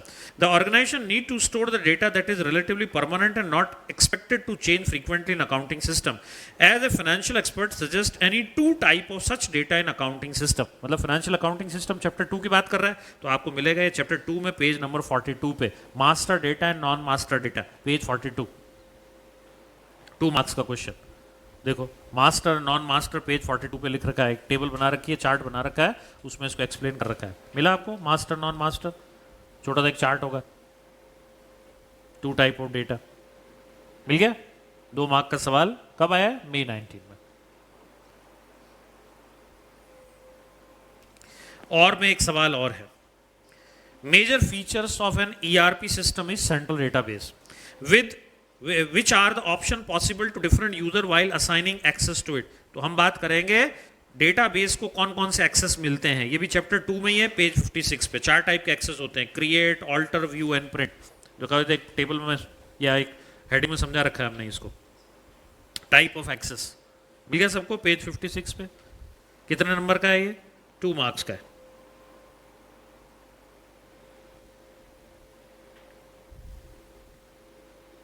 तो ये था आपका पूरा का पूरा EIS का पेपर। बताओ, एक भी सवाल इस जो पढ़ा रहे बुकलेट से बाहर है क्या आपका? नहीं ना? मेरे फेसबुक पेज पे चले जाना, खतरा GS का फेसबुक पेज मैंने बना रखा है, मैं हर बार एग्जाम होते ही तुरंत उसमें लिख देता हूँ येट अनदर टाइम। मतलब जब से मैं पढ़ा रहा हूँ, सिंस 1989 टिल डेट, कोई एक पेपर जो इस क्लास में पढ़ा दिया उससे बाहर से नहीं, हर बार हम लिख देते हैं। ये आपको इस पेज नंबर पे मिलेगा, ये केवल इस क्लास में नहीं बता रहा हूँ मैं हर क्लासेस में पहले से ही बता दिया करता हूँ कि देखो इस टाइप से सवाल आपसे पूछे जाएंगे, ये मार्क करवा दिया, इस बुकलेट में लिखा हुआ है और ये सवाल आए, आपको ही प्रूव कर दिया। अभी मैंने आपको SM के बुकलेट तो नहीं दिया ना, ठीक है ना? जिस दिन दूंगा वो ये सब नोट कराऊंगा, देखो ये भी नोट किए मैं मेरे, ठीक है? कहाँ आया हुआ है ये? चैप्टर नंबर 4 पेज नंबर 47, जो SM की बुकलेट है उससे आया हुआ है। सेकंड क्वेश्चन कहाँ आया हुआ है? चैप्टर नंबर 1 पेज नंबर 4 पे। ये बी पार्ट कहाँ आया है? चैप्टर नंबर 2 पेज नंबर 9 से। ये कहाँ आया हुआ है? चैप्टर नंबर 3 पेज नंबर 37 से। ये कहाँ आया है? चैप्टर नंबर 6 पेज 77 से। चैप्टर नंबर 7 पेज 89 से। चैप्टर नंबर 5 पेज नंबर 61 62 से। चैप्टर नंबर 8 पेज नंबर 104 से। चैप्टर नंबर 7 पेज नंबर 88 से। चैप्टर नंबर 8 पेज नंबर 95 से। इसका मतलब क्या है? चाहे स्ट्रैटेजिक मैनेजमेंट हो चाहे EIS हो, दोनों अगर आपने इस क्लास में ढंग से कर लिया तो मान के चले पेपर कंट्रोल में, जितना चाहे स्कोर कर सकते हैं। आप बताओ मुझे, 40 स्कोर करेंगे कि ज़्यादा करेंगे? मैं तुम्हारे को पर्सनली नहीं बोल रहा हूँ, मैं मुझे मालूम है तुम्हें कई लोगों ने बोला है, ठीक है, उसमें बियानी जी भी हमारे एक हैं, मुझे मालूम है, ठीक है ना। वो खुद के जिनके 40 ही आए हैं वो ऐसे ही बोलते हैं। मैं कह रहा हूँ नंबर इसमें चाहे जितने ला सकते हैं, और मैं प्रूव कर दूंगा, मैं प्रूव कर दूंगा, है ना। आपको लगेगा कि इस पेपर में चाहे जितना स्कोर कर सकते हैं। बताओ, हर चीज अगर मैं पढ़ा रहा हूँ उसमें से आ रही है तो फिर 40 आएंगे क्या हमारे? अपन 60 लाएंगे, देखना इस क्लास में, है ना। अभी मैंने उस बैच को फिनिश अप किया है। अगर उस बैच में किसी को जानते हैं, देखो टेस्ट कॉपीज आ गई, एग्जाम में तुम्हारी भी लूंगा मैं। आए मैं सबकी कॉपीज पढ़ी है, चेक करता हूँ मैं बकायदे, और एग्जामिनेशन पॉइंट ऑफ व्यू से बताऊंगा तुम्हारी गलतियां कहाँ है, कहाँ की क्या हो जाए। डे 1 से आप हमारे कल्चर पे ढल जाएं, और वो कल्चर क्या है, कैसे इंस्टीट्यूट आपकी कॉपियां चेक करती है और कैसे आपको अच्छे से स्कोर करना है। चैप्टर 4 फिनिश होते ही अपना भी टेस्ट है, ठीक है। आने वाले कुछ दिनों में इसको फिनिश कर देंगे अपन, आप रोज घर पे पढ़ते रहें इसको। जैसे ही चैप्टर 4 फिनिश होगा हमारा भी टेस्ट शुरू हो जाएगा। इसी तरीके से MCQ प्लस डिस्क्रिप्टिव मैं दोनों लूंगा, तो आप देख लें हर यूनिट का एक टेस्ट होगा। तो कितने टेस्ट के लिए तैयार रहना पड़ेगा आपको, बताओ जरा। 5 test will be for EIS, 8 test will be for strategic management. कितने हो गए टोटल? 13 टेस्ट हो गए आपके इंडिविजुअल। उसके बाद क्या करेंगे, EIS का एक कंप्लीट कंपोजिट टेस्ट लेंगे 5 यूनिट मिला के, एक टेस्ट लेंगे स्ट्रैटेजिक मैनेजमेंट का 8 यूनिट का कंपोजिट, और फिर एक कंपोजिट टेस्ट लेंगे 3.25 घंटे का आपका, जो एग्जामिनेशन पैटर्न पे होगा। टोटल टेस्ट कितने हो गए? 13 + 3 कितने हो गए? तो 16 टेस्ट देने के बाद में मैं गारंटी ले रहा हूं नंबर कोई भी कम नहीं ला रहा है, ठीक है। अब टेस्ट सुन के तुम भाग जाओ तो बात अलग है, कि भागना है कि देना है? देना है ना, लेंगे आपकी कंफर्टेबिलिटी, चिंता मत करो, थोपेंगे नहीं आपके ऊपर। पढ़ के आओगे जब भी लेना चाहेंगे, क्योंकि जब परफॉर्म ही नहीं कर पाओगे तो कॉपी चेक करने से मतलब नहीं है। आपकी पढ़ी भी होनी चाहिए, विलिंगली टेस्ट देना चाहते हो। देखो सारे बच्चे आए ना टेस्ट देना, सबकी कॉपियां सारे आए, और जबरदस्ती नहीं बुलाया मैंने, पूछा है उनसे कब तैयार कर लोगे, सबने मिलके कहा कि इतनी तारीख तक तैयार हो जाएगा। मैंने कहा ठीक है आ जाओ टेस्ट। अब नेक्स्ट टेस्ट भी ड्यू है राखी के बाद उनका, उन्होंने कहा राखी तक छुट्टी दे दो सर, उसके बाद वापस ले लेना हमारा अगला टेस्ट। तो अगला टेस्ट उनका ड्यू है, ये मैंने स्ट्रैटेजिक मैनेजमेंट का लिया चैप्टर 4, 5, 6। अब उनका अगला टेस्ट होगा 7 और 8 का। उन्होंने एडिशनल टेस्ट मांगे हमसे कि और ले लो सर हमारे से। तो देखो ये विलिंगनेस आपकी काम आएगी। अगर आप चाहते हैं इस पेपर में स्कोर करना तो चाहे जितना अपन स्कोर कर पाएंगे, लेकिन मिल के मेहनत करनी पड़ेगी। टीचर की तरफ से तो आपको 100% मिलना है एक्सेल में, हर टीचर देगा, पर आपकी तरफ से कितना वापस आता है तब जाके कोई बात बनेगी। बात आई कि नहीं सबको समझ में? ठीक है, क्लियर? पर्सनल मत लेना इसको, है ना। चलो, तो ये था हमारा EIS SM का पेपर, देख लिया भी सबने। अब आ जाते हैं अपन अपने टॉपिक के ऊपर। हम बात कर रहे थे दोनों के बीच में कंपैरिजन की, तो आओ कंपैरिजन फिर से एक बार डिस्कस कर लेते हैं। What is the difference between e commerce, m commerce on the one hand and traditional commerce on the other hand. पहला तरीका डिफरेंस का था डेफिनेशन। बताओ क्या अंतर बताया था हमने? Traditional commerce is manual and non electronic. तो हमारा E-कॉमर्स और M-कॉमर्स कैसा होता है? Electronic and it is on the internet also. ठीक है। सेकंड क्या बताया था? ट्रांजैक्शन प्रोसेसिंग कैसी होती है? मैनुअल। यहां पर कैसी होती है हमारी? इलेक्ट्रॉनिक होती है। तीसरा क्या था? अवेलेबिलिटी का तरीका। अवेलेबिलिटी कैसी है इसमें हमारे पास में? लिमिटेड टाइम के लिए होती है। बताओ फिजिकल दुकानें हैं क्या 24 घंटे 7 दिन खुल सकती है क्या? छुट्टियों के दिन खुल सकती है क्या? नहीं खुल सकती ना। सरकार कर्फ्यू लगा दे तो खुल सकती है क्या? जम्मू कश्मीर में बंद कर रखी है, खोल सकते हो क्या? बंद नहीं करते मैम आपको, सरकार ने बंद कर रखा है। धारा 144 लगा रखी है, तो वैसी दुकान बंद हो जाती है आपकी, इकट्ठे ही नहीं हो सकते आप, है ना। सरकार जाने नहीं देती आपको सड़क पे, तो बताओ दुकान खोल लोगे क्या? लेकिन क्या इस समय भी E-कॉमर्स और M-कॉमर्स काम नहीं कर रहा है क्या? कर रहा है ना, क्योंकि फिजिकल दुकानें बंद हो सकती है लेकिन हमारा E-कॉमर्स काम करता है। तो E-कॉमर्स कैसे काम करेगा हमारा? 24/7/365 डेज। नेक्स्ट है नेचर ऑफ परचेज कैसी है? Goods can be inspected physically. यहाँ पे goods can not be inspected physically. आप कह सकते हो ये हमारे एक E-कॉमर्स की सबसे बड़ी कमी है कि चीज़ों को हम फिजिकली देख नहीं पाते। अतः इसका एक सोल्यूशन निकाला है बड़ी बड़ी कंपनियों ने। क्या किया उन्होंने? अपने फिजिकल स्टोर डाले हैं बड़े बड़े शहरों में कि आप वहाँ आके प्रोडक्ट देख सकते हो, ताकि जिन लोगों को हमारे E-कॉमर्स और M-कॉमर्स पे विश्वास नहीं बनता है वो आके हमारे फिजिकल स्टोर देख ले, और फिर वहाँ फिजिकल स्टोर पे जब आप पहुंचेंगे तो वहाँ बैठा आपको सेल्समैन समझाएगा। यदि बार बार आपको स्टोर पे आना पड़ता है, चीज़ें यही हम अपनी वेबसाइट से भी देते हैं, तो नेक्स्ट टाइम आप परचेज वहाँ से करिएगा। तो बताओ, व्यक्ति को शिफ्ट कर दिया ना, कर सकते कि नहीं कर सकते हैं ऐसा अपन? तो ये एक बड़ी बड़ी कंपनियां कर रही है, आगे चल के अपन पढ़ेंगे इस बात को भी। नेक्स्ट है कस्टमर का इंटरेक्शन कैसा होता है, ये एक और एडवांटेज है। फेस टू फेस इंटरेक्शन होता है दुकान में ट्रेडिशनल कॉमर्स में, जबकि यहाँ पे कैसा होता है, जो स्क्रीन पे दिखता है उसको हम वेरीफाई करके अपने हिसाब से चीजों को परचेज करते हैं।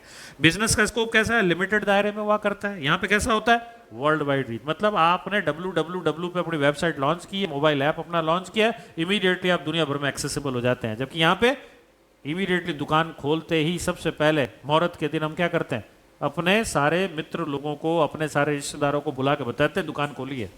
क्यों बुलाते हैं?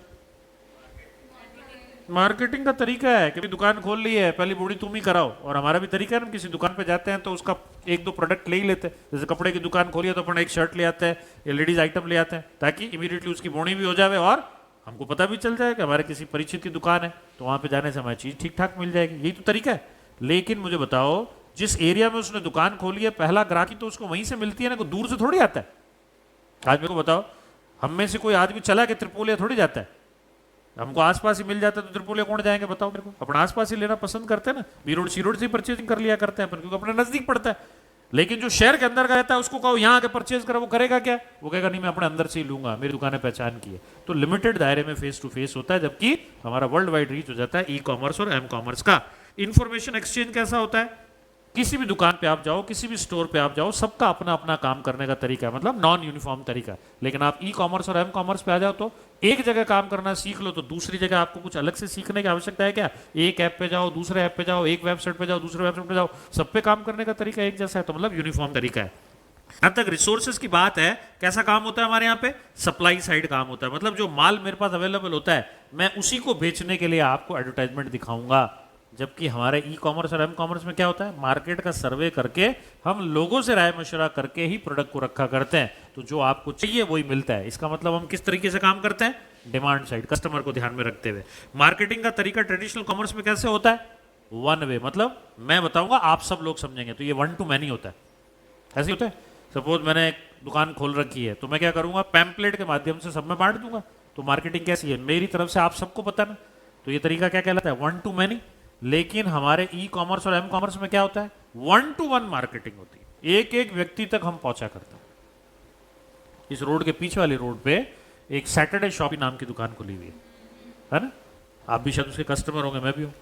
वो क्या करता है, जब भी नया अराइवल उसके पास आया करता है ना, वो सैटरडे सब लोगों के लिए खोलता है। लेकिन हमारे जैसे लोगों को वो कई बार क्या करता है, वेडनेसडे को एक मैसेज भेज देता है कि आप हमारे थोड़े से सम्मानित ग्राहक हैं, आप हमारे से काफी टाइम से जुड़े हुए, इसलिए वो अराइवल मैं दुनिया के लिए बाद में खोलूंगा, पहले मैं आपको खोल देता हूँ। बताओ, इतने में अपना तो कॉलर ऊंचा हो जाता है। वाइफ को अपन कहते हैं, देखो पहले बुलाया है, देख कितना मेरे को रखता है इस एरिया में, देखो मेरी कितनी चलती है। अब ये अपन समझ रहे हैं कि वो मार्केटिंग कर रहा है, बाद में भी आओगे, पहले भी आओगे, और जो उसके अच्छे ग्राहक है वो पहले से आके उसके पास ले जाते, तो ग्राहक की तो उसको सैटरडे भी मिलनी है और वेडनेसडे को भी मिलनी है, पर वो इतना करके भी आप तक पहुंच रहा है, तो बताओ खास बात है कि नहीं है? तो उसने बताओ 1 to 1 मार्केटिंग की कि नहीं की? आप किसी भी दुकान से माल ले आओ, फोन नंबर छोड़ दो, फिर देखो उसके पास कोई भी चीज आती है, SMS डालते कि नहीं डालते हैं आपके पास में? हो रहा है कि नहीं हो रहा है ये तरीका? तो बताओ ई कॉमर्स और एम कॉमर्स कैसे एक एक आदमी तक पहुंच रहा है कि नहीं पहुंच रहा है? क्या ये फेस ट्रेडिशनल मार्केटिंग में हो सकता है क्या? हम तो एक जैसी बात सबसे करते हैं, लेकिन यहाँ हम कस्टमाइज बात कर रहे हैं, आपको क्या चाहिए, आपको क्या चाहिए, आपको क्या चाहिए, बताओ खास बात है कि नहीं? मैं इसको थोड़ा फर्दर ले जाता हूँ आगे। वैसे अपना टॉपिक आएगा चैप्टर 3 में, जब मैं बात करूंगा डेटा माइनिंग की। अमेजन ने एक बढ़िया काम किया अभी, सब टाइप के कपड़े मिलते हैं अमेजन पे भी। अमेजन पे जब भी कोई लेडी, प्रेग्नेंट लेडी खास तौर से, ढीले ढाले कपड़े खरीदना शुरू करती है, प्रेगनेंसी में नेचुरली नॉर्मल कपड़े तो आप पहन नहीं पाते है ना, तो आपको थोड़े ढीले ढाले कपड़े ही खरीदने पड़ते हैं।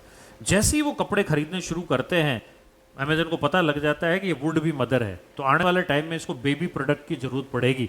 इमीडिएटली जैसे आप वो कपड़े खरीदेंगे, अमेजन अपने बेबी प्रोडक्ट की रेंज मेल कर देगा आपको। जैसे हमारे पास में जॉनसन का पाउडर मिलता है, ये शैम्पू मिलता है, ये चीज मिलता है, मतलब आपका ग्राहक तो हम पहले से ही तैयार कर रहे हैं। बताओ कितना होशियार है अमेजन, आपके ऊपर पूरी नजर रखे हुए। अगर आप लगातार परचेजेस कर रहे हैं और किसी महीने आप नहीं गए, अमेजन का मेल आता है, SMS आता है आपको, क्या बात है इस बार आप आए ही नहीं, हमेशा हम तो इंतजार कर रहे हैं आपका। बताओ, तो मतलब हम आपको किसी हालत में छोड़ने के लिए तैयार नहीं बैठे। क्या ऐसा 1 to many मार्केटिंग में फेस टू फेस हो सकता है क्या? सवाल ही पैदा नहीं होता। जब तक मैं आपसे बहुत अच्छा परिचित नहीं हूं, तब तक मैं आपको फोन करके दुकान नहीं बुलाऊंगा, है ना।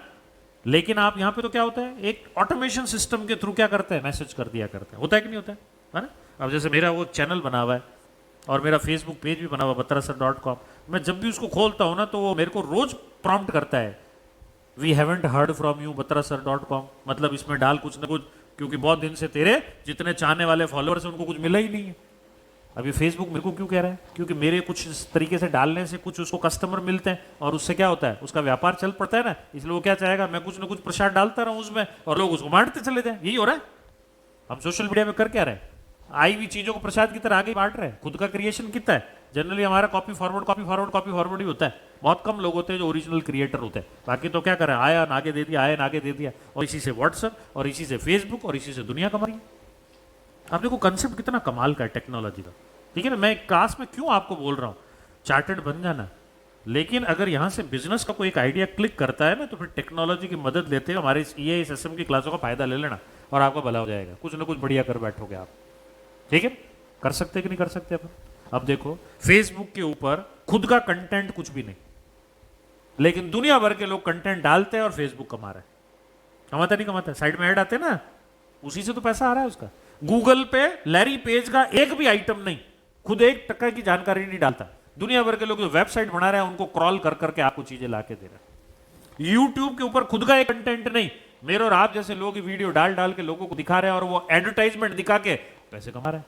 बताओ टेक्नोलॉजी में कितनी गजब पावर है। इसी चैप्टर के एंड में 2-3 स्टोरी दे रखी है, तुमने सुना होगा ओयो रूम्स का, सुना है नहीं सुना है? लड़का है यंग सा 32 साल का, रितेश अग्रवाल नाम है उसका, कलकत्ता से आता है। पढ़ाई के दौरान चूंकि जेब खर्ची कमी मिला करती है, ज्यादा मिलती है, पढ़ाई पे बहुत खर्च कर देते, इसलिए माँ बाप आपकी जेब खर्ची लिमिटेड ही रखते हैं। ठीक है ना, ज्यादा देते ही नहीं है। तो हर आदमी इस समय कम में ही होता है। तो वो बच्चा, उसको घूमने का बड़ा शौक था, तो वो क्या करता था, इधर उधर ट्रैवल बड़ा करता था ना, तो सस्ते सस्ते होटल ढूंढता था कि मुझे बहुत ज्यादा 5 स्टार 3 स्टार में नहीं जाना, मुझे तो बस रुकने के लिए एक जगह मिल जाए, अच्छा खाना पीना मिल जाए, बस इतनी मेरे को चाहिए।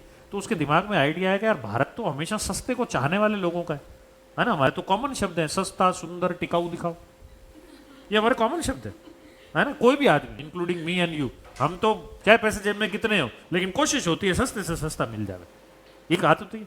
इस बात को ध्यान में रखते हुए उसने कहा कि यार ये कंसेप्ट ओयू रूम जो है, ये कंसेप्ट लेके आया वो, और उसका पूरा नाम इसने क्या रखा हुआ है?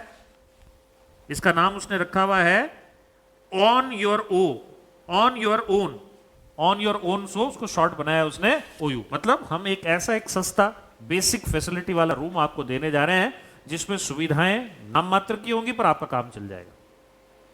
इन जनरल वैसे देखो आप, मैं आपको 5 स्टार का कमरा लेके दे देता हूँ, ठीक है, वहां जाने के बाद में क्या उसकी सारी सुविधाओं का आप भोग लेते हो क्या? हम तो घूमने गए होते हैं तो अपन तो वैसे इंडिया में वसूली वाले लोग हैं, है ना, मैं भी उसमें शामिल हूँ। हम लोग भी कहीं फैमिली समेत बाहर घूमने जाया करते हैं तो कोशिश क्या होती है, अपने को ब्रंच कर लिया जाए, मतलब ब्रेकफास्ट और लंच साथ कर लिया जाए, ताकि वो लंच का पैसा अपन बचा सके और घूमने में टाइम लगा, अपन वसूली पे गए होते हैं। अब दार्जिलिंग जाओ ना, खाने पीने में टाइम वेस्ट करो, घूमने आए कि क्या करने आए? तो अपन उठते हैं सुबह 4 बजे, रात को सोते हैं 12 बजे, और इतना घूम लेते हैं कि थक जाते हैं। उसके बाद में तो कहीं सुला दो, जमीन में सुला दो तो ही सो जाएंगे। तो बताओ 5 स्टार भी क्या काम का हमारे? एक बेसिक फैसिलिटी वाला रूम हो जाए तो काम हो जाएगा कि नहीं हो जाएगा? अच्छा, उसने बढ़िया सा बाथिंग टब दे रखा है, फ्रेग्रेंस दे रखी है। क्या इतना टाइम है क्या वहाँ नहाने के लिए? क्या नहाने के लिए आया कि तो घूमने के लिए आया? अगर कोई ज्यादा टाइम लगाता भी ना तो अपन दरवाजा खटखटा के देते हैं, नहाने आया, घूमने आया, घर पे जाकर नहाना। सारे क्रूज को लेट कर रहा है पूरा का पूरा तेरे चक्कर में, बताओ। तो नहाते तो वही 5 मिनट में अपन फटाफट, टाइम सब फिक्स होता है, 8 बजे बस निकलेगी, यहाँ जाना है वहाँ जाना है। तो अपन तो वसूली पे गए हुए होते हैं। 5 स्टार का रूम क्या काम आएगा? 3 स्टार का रूम क्या काम आएगा? बेसिक फैसिलिटी का रूम हो जाए, एक टीवी फैसिलिटी हो जाए, अच्छा सर एम्बियंस हो जाए रूम का, खाना पीना ठीक मिलता है, बहुत है। और यही बात रितेश अग्रवाल को ठीक लगी और उसने बना दिया ओयू रूम्स। बताओ कंसेप्ट चला कि नहीं चला? ऐसे ही 2-3 लड़के IIT के मिले कानपुर के, और उन्होंने एक जुगनू नाम की फैसिलिटी डेवलप कर दी। जुगनू क्या है? ओला और उबर को टक्कर देने के लिए टैक्सी सुविधाएं शुरू की उन्होंने। आप जुगनू बुक कराओ, घर पे आती है आपकी। बताओ 3 व्हीलर आपके घर आ जाएगा जोधपुर में। आ रहा है, आज तो बहुत से आ रहा है, ओला उबर से तो आता ही है, पर ये इंडियन था ना, ओला उबर तो बाहर के कंसेप्ट है हमारे, लेकिन ये तो इंडियन कंसेप्ट था। और IIT के लड़कों ने कहा कि यार इसको ऑर्गेनाइज सेक्टर में क्यों नहीं डाला जा सकता? दोनों का फायदा है, कस्टमर का फायदा है कि उसके घर तक आएगा। कई बार हमारे साथ बुजुर्ग होते हैं जो चल नहीं पाते, कैसे ले जावे उनको? 4 व्हीलर हर एक के पास होता नहीं है, ठीक है, तो हम क्या चाहते हैं, घर तक टैक्सी आ जाए यार, इनको साथ ले जाएंगे। अच्छा, मॉर्निंग में मेरे पास 4 व्हीलर भी और चलाने वाला भी मैं ही हूँ। 4 दिन के लिए स्टेशन पे तो छोड़ के जाने से रहा मैं, या बस स्टैंड पे। मैं भी क्या चाहूंगा, घर पे ही आ जाए तो यहीं से मैं चला जाऊँ, 2 पैसे ज्यादा भी लेता हूँ तो मैं दूंगा। तो सुबह 4 बजे मेरे घर पे ओला और उबर और जुगनू आ रहा है, तो बताओ ये फैसिलिटी बढ़िया है कि नहीं है? तो बताओ टेक्नोलॉजी में वो पावर है, ई कॉमर्स और एम कॉमर्स में पावर है, जिससे बिजनेस का मॉडल भी खड़ा हो सकता है और एक आम आदमी की जिंदगी का भी भला हो सकता है। इन्होंने हमारी जिंदगी को बदल के रख दिया कि नहीं रख दिया बताओ? आज स्टूडेंट लाइफ में आप में से बाहर आके आप रह रहे हो, ठीक है ना, खाना पीना आपको पन्ना लाल जी अच्छा ही दे रहे होंगे मेरे हिसाब से, लेकिन फिर भी इच्छा तो वही जाती है कि कुछ सैटरडे संडे बाहर के आउटिंग कर लें, कुछ खा लें, ऐसे मन होता है कि नहीं होता है हमें? तो ऐसी स्थिति में अगर सपोज करो पढ़ाई में लगे हुए हो और तुम बाहर नहीं जाना चाहते हो, तो जोमेटो, स्विगी और ये सब चीज़ें आपको घर तक डिलीवरी दे रही है कि दे रही है? ये बिजनेस आइडिया ही तो है ई कॉमर्स और एम कॉमर्स का, जिसने अपने आप में एक बिजनेस मॉडल खड़ा कर दिया और आप लोगों को एक आराम दे दिया। बताओ, मैं जिस एरिया में रहता हूँ ना वहाँ पर खूब सारे बच्चे रहा करते हैं, ठीक है ना, दिशा भी वही रहती है, हमारे आसपास खूब सारे स्टूडेंट, और ये सारे स्टूडेंट्स के घर की फैसिलिटी मैंने डेवलप कराई हुई आज से कुछ साल पहले, क्योंकि एक्सेल में हमारे पास कुछ बच्चे आया करते थे और ख़ास तौर से लड़कियां जो होती थी रात की क्लास छूटती थी करीब 8 बजे सर्दियों में, तो माँ बाप बड़े चिंतित रहते थे कि ज़माना ख़राब है कैसे होगा। तो लास्ट क्लास जनरली मेरी हुआ करती थी, तो मैंने कहा हम यहाँ एक फैसिलिटी डेवलप कर देंगे। तो मैंने अपने उस एरिया में सबको कह दिया जिन जिन के पास एडिशनल फैसिलिटी है सब कर दो, एक्सेल के बच्चे आपके पास आके रहने लग जाएंगे। आज वो ऐसा एरिया है हमारे पास में कि पूरे हमारे उस एरिया में नहीं करते हुए भी 200 के आसपास बच्चे रहते हैं, पीजी डेवलप हो गए गर्ल्स एंड बॉयज़ के। अब उनको एडिशनल फैसिलिटी मिल गई और ये हो गई। लेकिन अब मैं क्या देख रहा हूँ, वहाँ पे वो शायद वहाँ जो खाना बन रहा है वो पसंद नहीं करते हैं, जोमेटो स्विगी वाले रोज ही घूमते रहते हैं हमारे यहाँ। आप उस रोड पे निकल जाओ कभी, ये बाहर जो 2-3 जूस वाले बैठे हैं ना, इनके बाहर मजमा लगता है जोमेटो स्विगी का। नवीन जूस वाले के पास, पार्श्वनाथ वाले के पास, में कभी जाओ इस रोड 40 से 50 है ना, 40 से 50 लोग खड़े ही रहते हैं। मुझे तो बड़ी हैरानी होती है। एक दिन मैंने पूछा, मैंने कहा यार कितना ऑर्डर बुक हो रहा है? तो बोले इस एरिया में हम लोग 1000 बुकिंग है, जितने लड़के खड़े थे 1000 बुकिंग तो हम रोज की कर रहे हैं। मैंने कहा हैं कितने लोग? ये पूरे जोधपुर में कम से कम 1000 लोग होंगे जो ये सुविधा जोमेटो को स्विगी वालों को दे रहे हैं। मैंने कहा नेक्स्ट क्या आ रहा है कि रिलायंस उतर रहा है इसके अंदर ऑर्गेनाइज वे में। तो मुकेश अंबानी को तो कोई भी तरीका समझ में आना चाहिए कि अच्छा ऐसा कर सकते हैं, आ जाएगा अपन, क्या दिक्कत है बताओ? मेरे और तुम्हारे लिए वो आसान होगा क्योंकि कस्टमर के लिए तो आनंददायक स्थिति है, लेकिन प्रॉब्लम आ जाएगी कंपटीशन के लिए। बताओ, आज वो उतरा टेलीकॉम में तैसी तैसी कर रखी है सबकी, बताओ मार्केट ही बदल के रख दिया उसने तो एक तरीके से, है ना। हर क्षेत्र में आप देखो, सबसे पहले वो हैदराबाद में रिलायंस फ्रेश का स्टोर लेके आया। स्ट्रेटेजिक मैनेजमेंट में ऐसे सब टॉपिक आएंगे, मैं पढ़ा रहा हूँ, लेकिन चूंकि बात निकली है तो हम इनको इंटीग्रेट भी कर रहे हैं कि कैसे EIS और SM एक दूसरे से जुड़ा हुआ है। जो कंसेप्ट टेक्नोलॉजी में आप पढ़ते हो, मैनेज उसको करने का तरीका स्ट्रेटेजिक मैनेजमेंट ही आपको दिया करता है। तो 2008 में उन्होंने जब पहला स्टोर हैदराबाद में डाला रिलायंस फ्रेश के नाम से, तो सब्जी खरीदने का तो एक नई एक्सपीरियंस था। आज तक सब्जी कैसे खरीदी है? तो ठेले वाले से खरीदी है, या फिर हमारे जोधपुर में बात करें तो पावटा सब्जी मंडी से खरीदी है जो अब शिफ्ट हो गई बदवासिया। तो बताओ वहाँ कभी गए हो क्या? इतना बुरा एक्सपीरियंस है उस सब्जी मंडी का, सुअर घूमते रहते हैं, पानी पड़ा रहता है। मतलब तुम एक बार पिताजी माताजी के साथ चले जाओ, दोबारा नहीं जाना चाहोगे। तो कैसी गंदी जगह मैं तो नहीं जाता, लेकिन वही हम आपको क्या करें, एक बढ़िया एयर कंडीशन एनवायरनमेंट में सब्जी को बकायदे करीने से जमी हुई देवे और तुम खरीदना चाहो तो तुम कहोगे यहीं आना है। अच्छा, सब्जी के भाव भी बराबर, उधर और इधर में अंतर नहीं, शायद यहाँ बढ़िया ही मिलेगा और सब चीज़ें एक जैसी मिलेंगी। तो बताओ फिर कोई ठेले वाले से क्यों खरीदेगा और क्यों पावटा सब्जी मंडी या हर जगह की सब्जी मंडी पे जाएगा? बताओ, एक नए तरीके का एक्सपीरियंस दिया ना। तो मिडिल इनकम ग्रुप वालों के लिए एक नई बात थी और उसको भुनाते हुए पूरे देश भर में रिलायंस फ्रेश खुला कि नहीं खुला। तो मुकेश अंबानी को तो कंसेप्ट समझ में आना चाहिए, अच्छा लोग ऐसा कमा रहे हैं, अपन उतर जाएंगे, क्या दिक्कत है? और गवर्नमेंट का पूरा सपोर्ट है, ये तो अच्छे से अपन जानते हैं, ठीक है ना। ये भी बात करेंगे अपन, एनवायरनमेंट में गवर्नमेंट का सपोर्ट होना आपके लिए पॉजिटिविटी। और अगर ये गवर्नमेंट बदल के किसी दूसरे की गवर्नमेंट आ जाए और तुम्हारे ऊपर भ्रकटी तान ले, तीसरी आंख खोल दे, तो बताओ तुम्हारे बिजनेस कैसी तैसी कर सकते कि नहीं कर सकते हैं? This is the uncertainty in business. Sometimes it can be supportive and sometimes it can be problematic to you. आपको मालूम है जेट एयरवेज क्यों डूबा, नरेश गोयल क्यों डूबा? मालूम है आपको? पुरानी जो कांग्रेस गवर्नमेंट थी ना, उसने अपनी इंडियन एयरलाइंस को डुबा दिया नरेश गोयल को चढ़ाने के चक्कर में। जो भी प्राइम टाइम होता है, मतलब जिस समय लोग मैक्सिमम टाइम फ्लाइट पे जाया करते हैं, वो सारी प्राइम टाइम की फ्लाइटों का शेड्यूल नरेश गोयल के जेट एयरवेज को अलोकेट कर दिया और खुद नॉन प्राइम टाइम में इंडियन एयरलाइंस को ले गए। तो बताओ फिर कौन का पैसा कमाएगा? जेट कमाएगा, जेट की फ्लाइट्स हुआ करती थी। जैसे ही मोदी जी की गवर्नमेंट आई, उन्होंने कहा अच्छा ऐसा करते हैं क्या ये देश, पहले बंद करो रे इनको। नरेश गोयल को समझ में आ गया कब अपना पार्टियां साफ हो जाएगा। तो नरेश गोयल ने क्या किया, इमीडिएटली सारा पैसा पर्सनल अकाउंट में शिफ्ट करना शुरू किया। जैसे जेट एयरवेज के पास में 200 विमान है, तो 200 विमानों की कहीं ना कहीं मेंटेनेंस करानी होगी, तो सपोज एक्स कंपनी को मेंटेनेंस का ठेका दिया, ब्राइब लेके पर्सनल अकाउंट में डाल दिया पैसा। तो कंपनी का पैसा कहाँ जा रहा है? छूट मिलनी चाहिए तो कंपनी को मिलनी चाहिए ना। आप प्रमोटर को कैसा करोगे? पर उनको समझ में आ गया अब दिन थोड़े, क्योंकि अब ये सरकार टिकने नहीं देंगे। और वही हुआ, जेट एयरवेज में से नरेश गोयल ने अपना हिस्सा खत्म कर दिया और साथ साथ में अपना पैसा भी इकट्ठा कर दिया। अब कर्मचारी रोवे तो रोवे। तो जब तक यूपीए गवर्नमेंट थी तब तक नरेश गोयल आराम में, और जैसे नई एनडीए गवर्नमेंट आई तब मुश्किल में। हो सकता है आज एनडीए गवर्नमेंट में जिन पूंजीपतियों को एडवांटेज मिला हुआ है, कल वापस से कांग्रेस या दूसरी गवर्नमेंट आए तो ये क्या इसी तरीके से रहेंगे क्या? मुश्किल में आएंगे कि नहीं आएंगे? तो ये पढ़ेंगे स्ट्रेटेजिक मैनेजमेंट में। बाबा रामदेव को इस समय जितना सपोर्ट है, क्या कांग्रेस गवर्नमेंट में इतना था क्या? नहीं था ना। तो ये भी एक फैक्टर होता है जो आपको पॉजिटिव और नेगेटिव साइड में ले जाया करता है। तो हम बात कर रहे थे डिफरेंस की। आए आगे बात करते हैं पेमेंट के मेथड कैसे है। पेमेंट का मेथड होता है ट्रेडिशनल कॉमर्स में कैश का, चेक का, क्रेडिट कार्ड का। यहाँ पे इसके अलावा इलेक्ट्रॉनिक फंड ट्रांसफर का, कैश ऑन डिलीवरी का और यूपीआई मेथड भी काम करते हैं, जिनमें आजकल अपन कई पेमेंट मेथड ले आए हैं। फोन पे, भारत पे, गूगल पे, ऐसे कई मेथड आ गए हमारे पास में। जहाँ तक डिलीवरी ऑफ गुड्स की बात है, यहाँ कैसा डिलीवरी ऑफ गुड्स है? इंस्टेंटेनियसली, तुरंत। और यहाँ कितना लगता है? समय लगता है, क्योंकि आपके पास आने में चीजों को, कुरियर डिलीवरी बॉय को समय लगता है, ठीक है ना। अब मेरी बुक्स दिल्ली से रवाना हो गई, मेरे को आज ही मैसेज आया फेडेक्स का कि आपका 8 तारीख को यहाँ पे जो है बुक्स पहुँच रही है। एमसीक्यू बुक्स मैंने कहा ना आपको देनी है हमारे को, 8 तारीख को मेरे पास वो कुरियर अराइव करेगा। तो अब बताओ, दिल्ली से रवाना हो गई वो कल और 8 तारीख तक मेरे को पहुँच रही है, समय लग रहा है ना।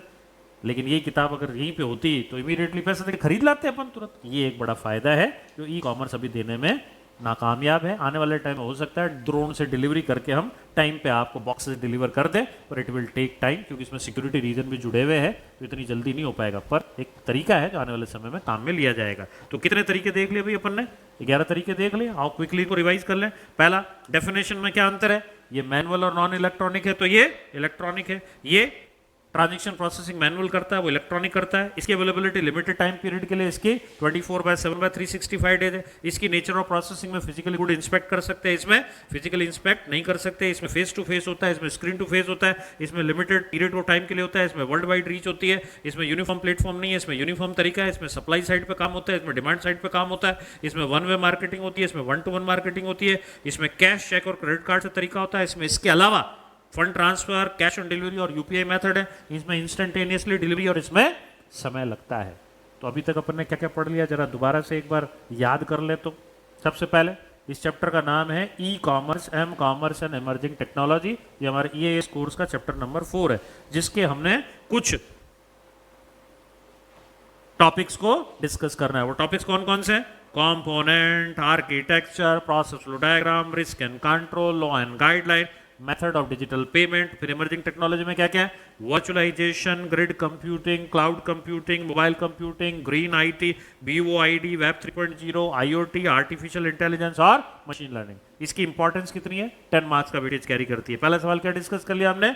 ई कॉमर्स किसको कहते हैं? 6 बातें याद रखनी है। पहला, it is doing business electronically. Number 2, transaction between a company, customer and business partner. Number 3, automation. Number 4, reliable. Number 5, ठीक है। छठी बात क्या बताई? Sales and purchase of goods through electronic mode. किस पे होता है? Desktop, computers and mobile application. फिर हमने एक डायग्राम देखा जो ट्रेडिशनल कॉमर्स को बताता था बिचौलियों के माध्यम से। फिर हमने बताया एक डायग्राम जिसमें ऑटोमेशन के थ्रू काम होता है। उसके बाद अपन अभी एक टेबल डिस्कस की है किस किस के बीच में? Traditional commerce on the one hand and e commerce and m commerce on the other hand, और इनके बीच में 11 डिफरेंसेस को समझा है। होपफुली इतना सबको समझ में आया होगा। Any problem up to this? कोई दिक्कत नहीं है? दिमाग में बातें बैठ गई कि दिक्कत है कोई? मेरे ख्याल से दिमाग में डिजिटल पन्ना मैं ना भी कहूँ और इधर ना भी देखो तो आपको पता हो जाएगा, है ना। ये कभी कभी बैठा करो ना, अकेले में करना, नहीं तो लोग कहेंगे पागल हो गया ये, कहाँ भेज दिया हमने इसको, यूं करके कुछ करता रहता है ना। आपके दिमाग में बात होनी चाहिए। कभी बैठो ना 5 मिनट आंख बंद करके पूरा चैप्टर डिजिटली याद कर लो, ठीक है। क्या चैप्टर का नाम है? E commerce, m commerce and emerging technology. अभी मैंने टॉपिक बताया, धीरे धीरे वो याद भी हो जाएंगे। अभी रोज रोज करेंगे। तो अपन पहला सवाल क्या देखा अपन ने? ई कॉमर्स किसे कहते हैं, जिसके अंदर कौन से 6 पॉइंट है अभी अपन ने डिस्कस कर दिए। फिर एक डायग्राम था ट्रेडिशनल कॉमर्स का, उसके बाद एक डायग्राम था ई कॉमर्स का, और उसके बाद हमने डिस्कस किया difference between traditional commerce on the one hand and e commerce on m commerce on the other hand, जिसके बीच में हमारे को 11 डिफरेंसेस नजर आए। अब हम MCQ सवाल भी साथ साथ तैयार कर रहे हैं। किसी भी MCQ सवाल हो सकता है। जैसे MCQ सवाल क्या हो सकता है? देखो मैंने बुक में भी दिया, बताऊं मैं आपको कैसी वो बुक होने जा रही है हमारी जो आपको मिलेगी।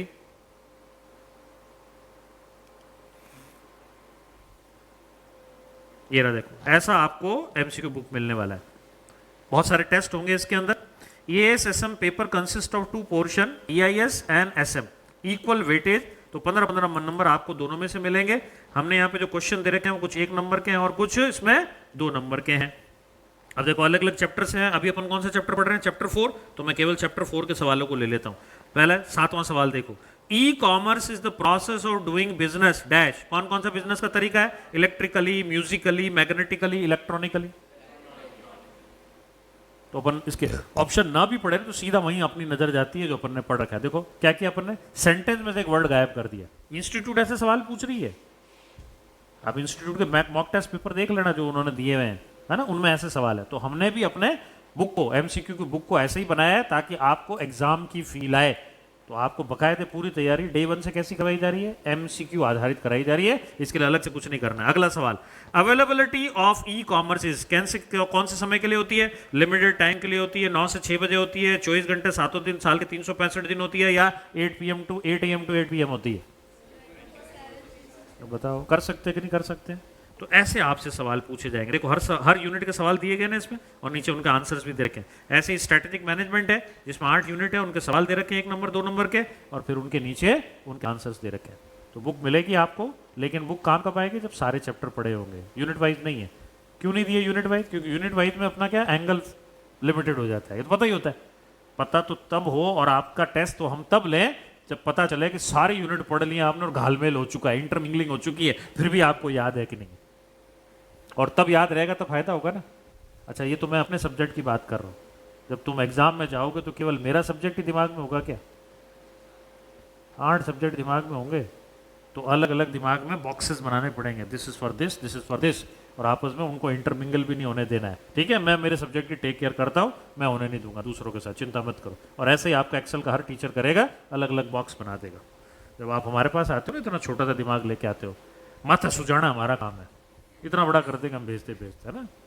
डे 1 में सुबह शुरू करते ये पकड़ लॉ दिमाग में, पीछे से माथा सूझ गया, फिर हमारे आते हैं बियानी जी टैक्स सुझा देते हैं माथा, है ना, फिर आते हैं हमारे मितेश जी अकाउंट्स और कॉस्टिंग का सुझा देते हैं, फिर दोपहर आते ही मैं छोड़ता ही नहीं हूँ, मैं सुझा दूंगा बाकी का, फिर बाकी का हमारे पीछे के टीचर सुझा देंगे। बताओ, तो दिमाग विद इंफॉर्मेशन हो जाएगा कि नहीं हो जाएगा?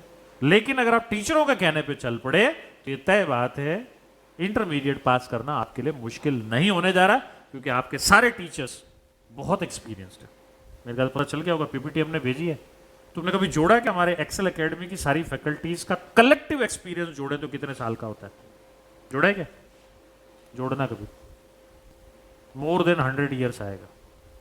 30 साल मुझे हो गए, 24 साल बियानी जी को हो गए, 20 साल हमारे मितेश जी को हो गए, और फिर बाकी भी 18, 17, 12 साल वाले बहुत है। तो यूँ जोड़ोगे तो मेरे ख्याल से शायद 105 या 111 साल आता है। मैंने भी जोड़ा नहीं है, पर मुझे ऐसा लग रहा है इन सबको आप जोड़ोगे, आज जोड़ना मुझे कल बताना कितने साल का, तो करीब करीब 100 साल से ज़्यादा ओवरऑल कलेक्टिव एक्सपीरियंस वाले टीचर्स आपको पढ़ा रहे हैं। तो बताओ, अगर वो कुछ कहते हैं तो उसका मतलब तो निकलता ही है ना, और अगर आप उनको फॉलो कर लेंगे तो आपकी लाइफ कंफर्टेबल होगी कि नहीं होगी?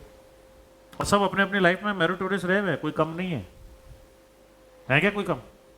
नितेश जी तो रैंक होल्डर रहे हुए हमारे पास में हर लेवल पे, बताया होगा उन्होंने, सर्टिफिकेट अपने बताया ना तुम्हारे को, अकाउंट्स में सबसे ज़्यादा नंबर लाए थे वो, और वही पढ़ा रहे हैं वो तुम्हारे को, है ना। तो हर चीज़ पॉसिबल है अगर आप अपने टीचर्स के कहने पे चलोगे तो। चलो आओ वापस अपन लौटते हैं ये इसके अपने टॉपिक के ऊपर।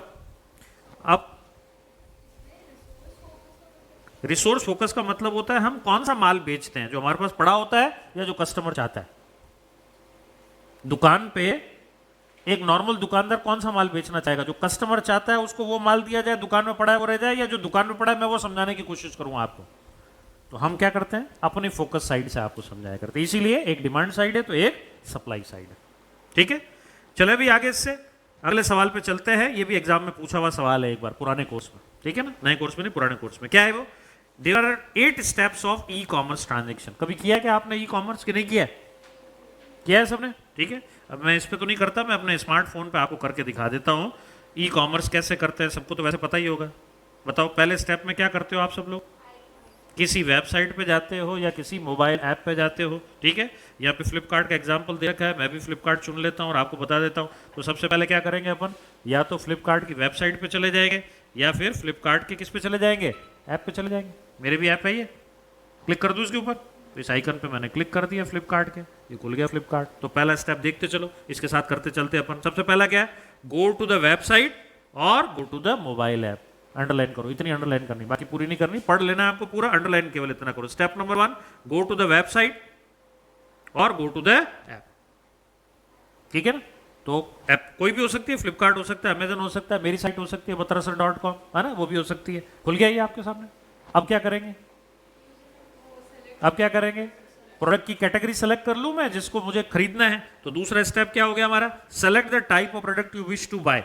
ठीक है, तो अपन एक काम करते हैं, मोबाइल खरीद लेते हैं इससे। तो देखो सेकंड ऑप्शन मेरे पास मोबाइल का आ रहा है, मैं मोबाइल पे क्लिक कर देता हूँ।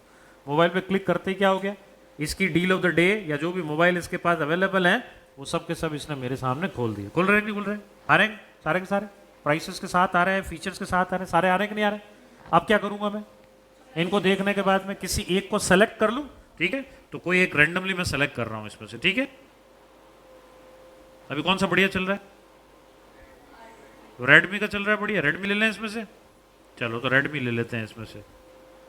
आ जाओ भी रेडमी, आ जाओ जल्दी से।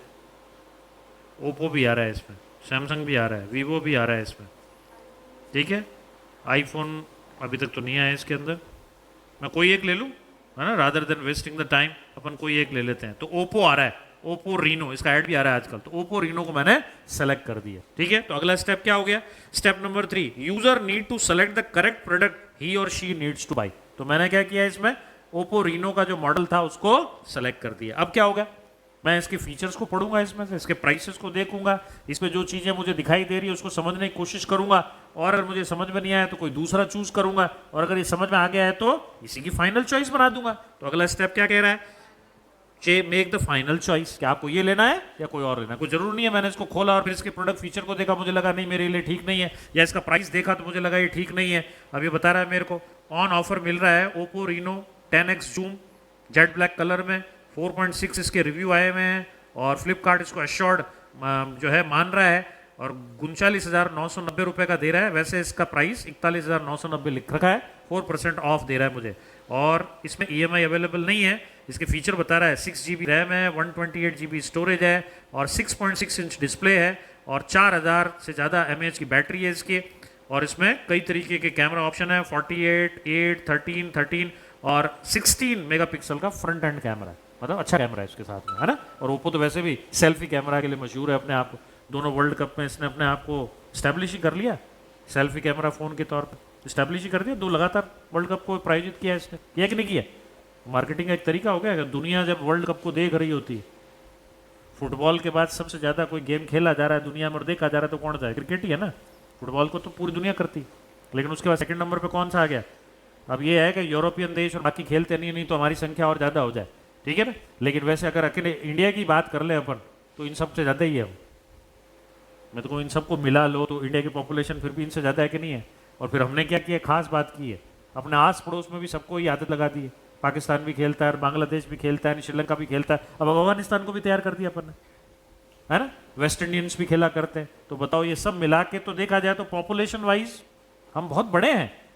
भले ही फुटबॉल पॉपुलर गेम दुनिया का हो सकता है, लेकिन इसको जितनी पॉपुलेशन खेलती और देखती उससे ज़्यादा तो हमारे क्रिकेट के लवर्स हैं, है ना। हमारे क्रिकेट के इन खिलाड़ियों को तो भगवान का दर्जा देते हैं। फुटबॉल वालों को दिया है क्या कभी, मेसी को दिया है क्या भगवान का दर्जा, नहीं दिया ना उनको। रोनाल्डो को दिया है क्या, लेकिन हमारे तो सचिन तेंदुलकर को भगवान मान लेते हैं यहाँ पे, है ना।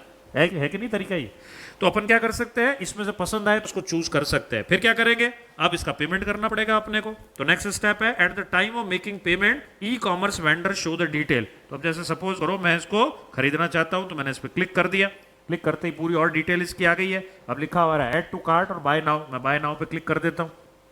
तो जैसे बाय नाउ पे मैंने क्लिक किया, ऑर्डर की समरी मेरे सामने अपीयर हो रही है। देखो लिखा हुआ है, क्योंकि मैं इसका रेगुलर ग्राहक हूं इसलिए मेरी डिटेल आ रही है। Jitendra Singh, 70 Sindhi colony, Shastri Nagar, E sector, Jodhpur, pin code RR, मेरा फ़ोन नंबर लिखा हुआ है। और कह रहा है आपको चेंज करना है तो चेंज कर लो, और बता रहा है आपको ये एक फ़ोन खरीदना है, इसका प्राइस ये है, बता रहा है मेरे को, यही बात लिखी हुई है। देखो क्या लिख रहा है, step 6, on once user goes for online payment the e commerce vendor display the payment options.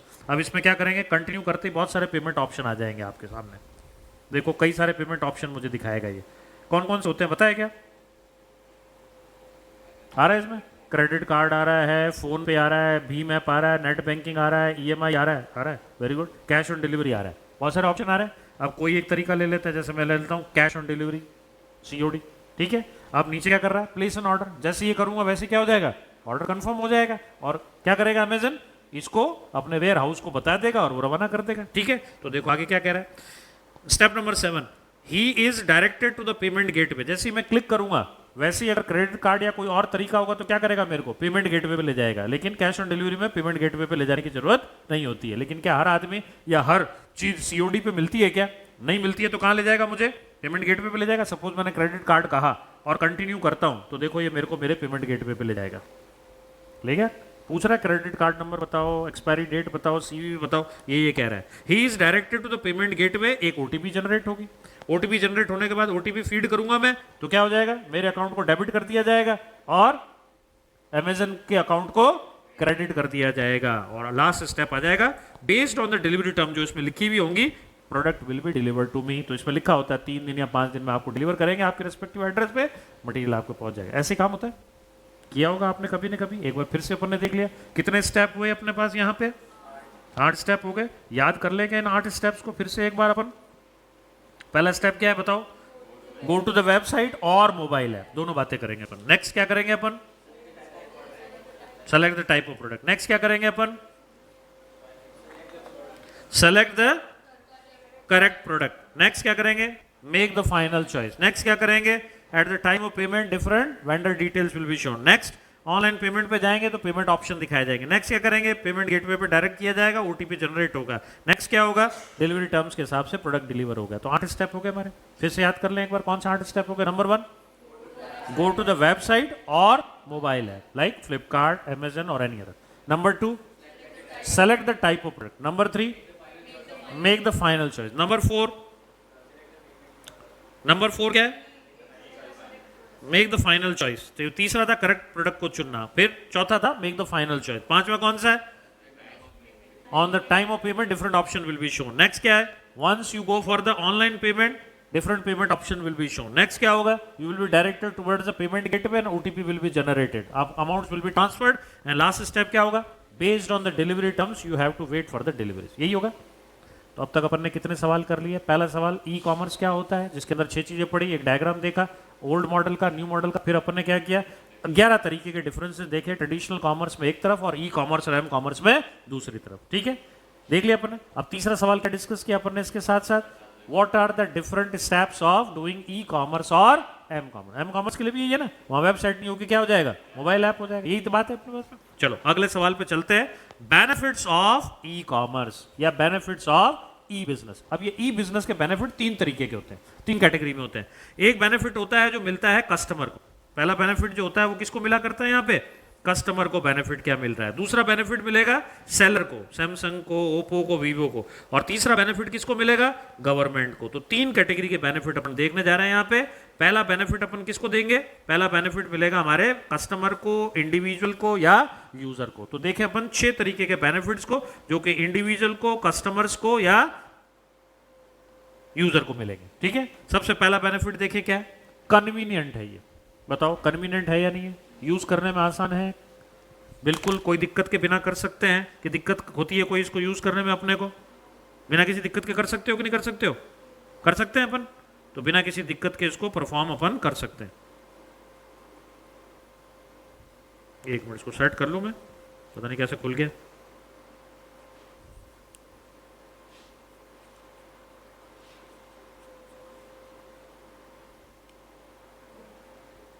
तभी मैं कहूं इतनी देर से पेन चल क्यों नहीं रहा था। टेक्निकल ग्लिचेस जब तक आते ही रहते हैं काम करते हुए। ठीक है ना, टेक्नोलॉजी भी फ्री फ्रॉम एरर्स नहीं है, टेक्नोलॉजी में भी प्रॉब्लम्स होती है। मेरे ख्याल मॉर्निंग बैचेस में भी या कभी भी पढ़ते हुए आपने देखा होगा, कई बार स्टक हो जाते हैं हम सब लोग टीचर्स पढ़ाते हुए। ठीक है ना, वो मेरे साथ भी आज हो गया। Although I am from the technology, मेरे साथ तो होना नहीं चाहिए था पर मेरे साथ भी तो होता है। ठीक है ना, so nobody is about the technology and nobody is about the law, वो वाली बात होगी अपने यहाँ पे। ठीक है ना, तो पहला एडवांटेज क्या है, ये बड़ा कन्वीनियंट होता है। मतलब फिंगर टिप पे हमारे पास में इंटरनेट के माध्यम से सब चीजें करने के लिए उपलब्ध हो जाती है। बताओ कभी तुमने सोचा है ऐसा कि दुनिया ऐसी बदल जाएगी, सोची तुमने? तुम्हारे में से किसी की टाइप थी क्या, कॉमर्स जब तुमने लिया था टाइप का सब्जेक्ट था क्या? नहीं था।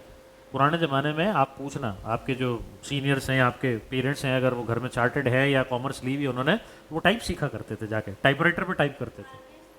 आज भी है ना, कई लोग करते हैं, आज भी कई लोग करते हैं। आरबीएसई बोर्ड में है, आज भी करते हैं लोग। लेकिन आज मुझे बताओ टाइपराइटर की जरूरत है कि कंप्यूटर के कीबोर्ड पे ही सारा काम हो जाया करता है? बदल गई ना चीज़ें। एक छोटे से इस स्मार्टफोन ने दुनिया भर की चीज़ों को एलिमिनेट कर रखा है। इसके अंदर MS वर्ड आता है कि नहीं आता है? तो आपको कंप्यूटर की जरूरत है क्या? नहीं है। अच्छा, इसके ऊपर इंटरनेट मिल जाता है तो आप खरीदान बेचान कर सकते हो। अच्छा, इसके अंदर कैमरा आ गया तो क्या अब आपको कोडेक कैमरे की जरूरत है क्या? है ना? अच्छा, इसके अंदर अपन बोल के गूगल असिस्टेंट से चीज़ खोजवा लेते हैं। बताओ, तो किसी आदमी से फ़ोन करके इंक्वायरी करने की जरूरत पड़ती है क्या अपने को? तो कितनी सारी चीज़ें इसके अंदर अवेलेबल होगी, है ना? कल परसों एक वीडियो दिखाऊंगा मैं, शायद तुम्हारे पास व्हाट्सएप पे कभी आया होगा, कि इस एक स्मार्टफोन ने कितनी चीज़ों को गायब कर दिया दुनिया से। कोई ज़माना था जब पहले रेडियो चला करते थे, FM रेडियो चला करते थे। आजकल वो फैसिलिटीज़ के अंदर है या नहीं? सब चीज़ें है नहीं। ये एक चीज़ मल्टीपल चीज़ों को अपने में समाये हुए है। Now this is the future. और अगर आज भी कोई इसको नहीं समझ रहा है तो आने वाले समय में शायद वो दुनिया से आउट हो जाएगा, क्योंकि चलने वाली चीज़ें तो बस अब यही है, इसी पे सब काम करना पड़ेगा। तो कन्वीनियंट है या नहीं है? कन्वीनियंट है जब भी तो बढ़ रहा है। क्या आप जबरदस्ती किसी को कोई काम करवा सकते हो क्या अगर वो आसान नहीं हो तो? ये कन्वीनियंट है, इसीलिए इसका उपयोग बिना कहे बढ़ता चला जा रहा है दुनिया भर में। तो पहली चीज होगी कन्वीनियंस। दूसरी चीज है टाइम सेविंग होता है इससे। होता है कि नहीं होता? सपोज करो मुझे घर के लिए खरीदारी करनी है, ग्रोसरी आइटम लेके आने हैं, कपड़े भी लेके आने हैं, और ये ई-कॉमर्स और एम-कॉमर्स का मैं प्रयोग नहीं करता, तो जोधपुर की अलग अलग दुकानों पे जाना पड़ेगा ना मुझे। तो एक दिन तो मुझे शॉपिंग के लिए चाहिए, यही तरीका है। लेकिन आज अगर मैं ई-कॉमर्स और एम-कॉमर्स का प्रयोग करता हूँ तो मुझे घर से निकलने की आवश्यकता नहीं, यहीं पे बैठा बैठी सब चीज़ें मेरे घर आ जाएंगी। वो बिग बास्केट का तो ऐड ही शाहरुख खान इसलिए दिया करता है। अगर आपने बिग बास्केट नहीं किया तो फिर क्या किया दुनिया में, है ना? जल्दी से सब चीज़ें आपको उस पर मिल जाएंगी। तो ये सब चीज़ें टाइम को बचाती हैं हमारे पास, और समय आज की तारीख में सबके पास कम है, तो टाइम सेव करती है। तो ये टेक्नोलॉजी अच्छी है। नंबर 3, बहुत सारे ऑप्शन मिलते हैं आपको खरीदने के लिए, बेचने के, और साथ साथ में पेमेंट के। तो बताओ, इतने ऑप्शन आपको ट्रेडिशनल कॉमर्स में कोई देता है क्या, जो इतना ऑप्शन आपको यहाँ पे मिल जाया करते हैं? 4th, easy to find reviews. अभी मैंने आपको बताया 4.6 का रिव्यू आ रहा था ओप्पो रीनो को खरीदने का। इसका मतलब पिछले समय में जिन लोगों ने खरीदा है वो बता रहे हैं कि ये फोन ठीक है। उसी तरीके से जैसा आप इन क्लासों से पढ़ के जाते हैं, और अगर आपको ये क्लास अच्छी रहेगी तो आप रिकमेंडेशन दूसरे बच्चों को भी देंगे ना। अगर किसी टीचर का रिव्यू अच्छा आएगा तो और ज़्यादा बच्चे उसके पास में दूसरे लोगों के कहने पे पढ़ने आएंगे। लेकिन अगर उसका रिव्यू ठीक नहीं होगा तो बच्चे पढ़ने के लिए उसके पास नहीं जाने वाले हैं। यही होता है कि नहीं होता है? तो बताओ, आज अपन किसी प्रोडक्ट को खरीदते हैं तो रिव्यू देख के तो खरीदते हैं, और खरीदना भी चाहिए। रिव्यू देख के लिया करो, किसी के कहने पे मत जाया करो। कई बार क्या होता है, अपन किसी कहने पे कहते हैं वो प्रोडक्ट अच्छा है, तूने कब खरीदा बता? नहीं मैंने सुना है, तो नहीं खरीदना अपने को। तेरा पर्सनल एक्सपीरियंस है तो बोल, वरना हम इंटरनेट पे लोगों के रिव्यू पढ़ लेंगे वो क्या कहते हैं। कई बार रिव्यू बहुत खराब आते हैं, तो मैं भी खरीद के फंस गया, आप मत खरीदना। तो फिर अपन सोचेंगे वाकई इसको लेना भी चाहिए कि नहीं लेना चाहिए, क्योंकि रिव्यू हमें सच्ची बात करते हैं। रिव्यू प्रायोजित हो सकते हैं क्या? रिव्यू प्रायोजित हो सकते हैं क्या? मतलब आप किसी को कह के रिव्यू डलवा सकते हो क्या? और कितने डलवा दोगे? हजारों की संख्या में तो नहीं डाल सकते ना। अच्छा, स्टूडेंट के तो रिव्यू कतई आप किसी से प्रायोजित नहीं करा सकते। कोई स्टूडेंट किसी के कहने पे डालता है क्या कि किसी टीचर ने कहा तुम डाल दो? आएगा क्या? बताओ। यूट्यूब पे तुम पढ़ो, स्टूडेंट अपने हिसाब से ही लिखा करता है। ठीक है, मैं भी कुछ मेरे अच्छे रिव्यू पढ़वा देता हूँ। बुरे तो खैर मेरे को दिए नहीं अभी तक किसी ने, लेकिन कुछ मैं रिव्यू मेरे भी पढ़वा देता हूँ आपको, जो मेरे स्टूडेंट्स ने मुझे दिए हैं पिछले कुछ ओवर पीरियड ऑफ टाइम में।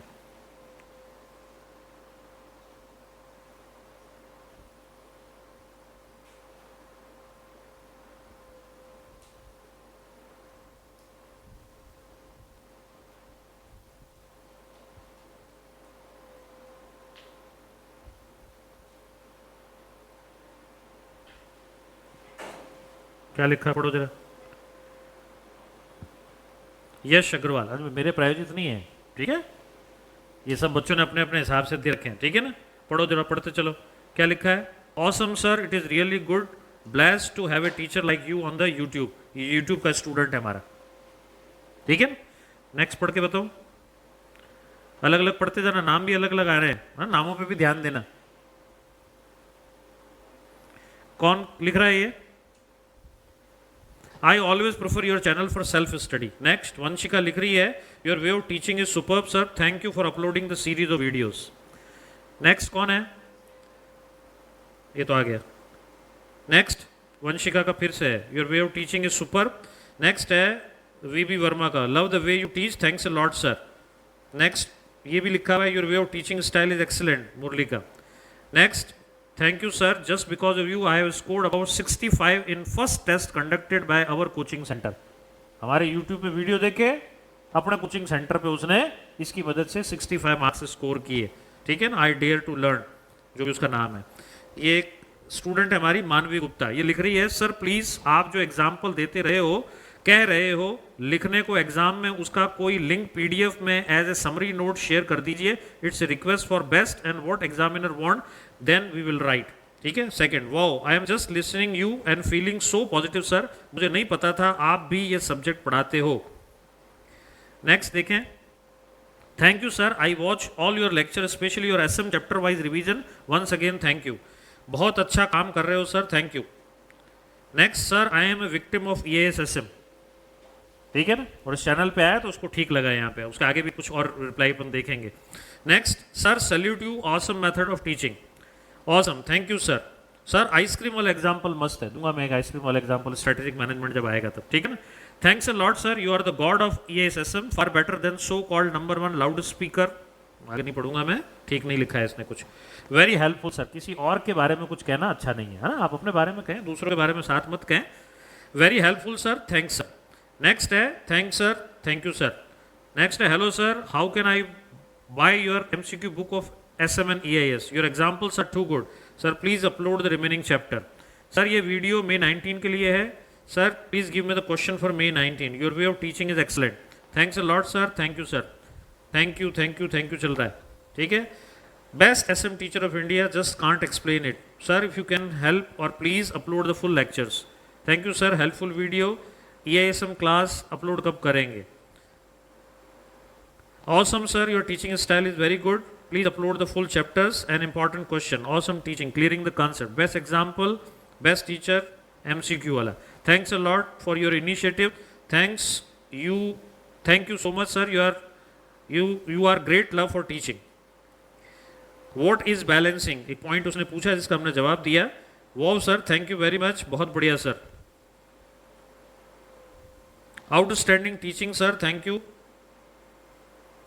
Keep it up, we are with you, great initiative, please provide important questions.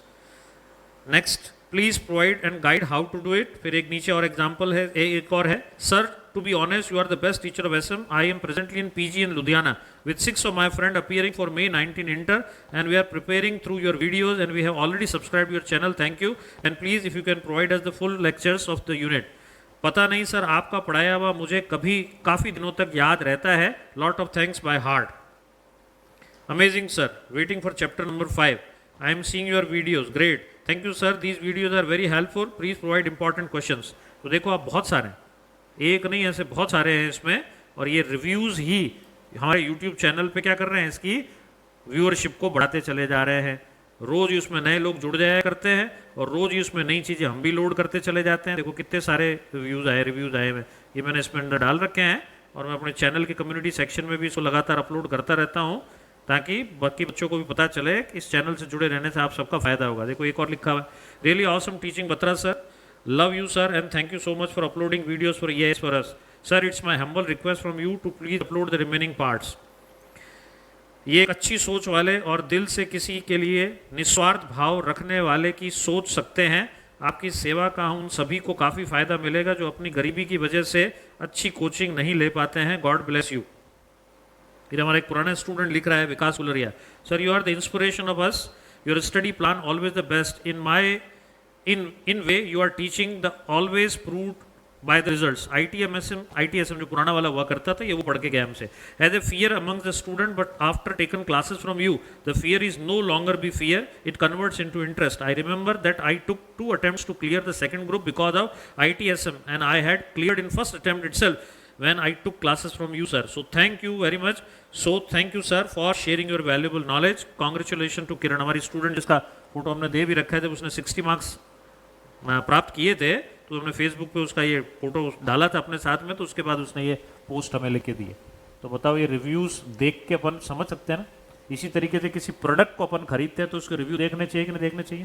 ये मैंने रिव्यू इसलिए दिखाया ताकि आप हमेशा रिव्यू देख के किसी चीज़ को पसंद या नापसंद किया करो. किसी के कहने पर मत चला करो कि ये प्रोडक्ट ले लो. क्यों ले लूँ भाई, रिव्यू अच्छे आएंगे तो लूँगा, तेरे कहने पर नहीं लूँगा मैं, क्योंकि पैसा मेरा खर्च हो रहा है, तेरा क्या जाता है बता, है ना. इसलिए कोई भी चीज़ को किस तरीके से लेंगे अपन, रिव्यू देख के लेंगे. बात आ गई सबको समझ में.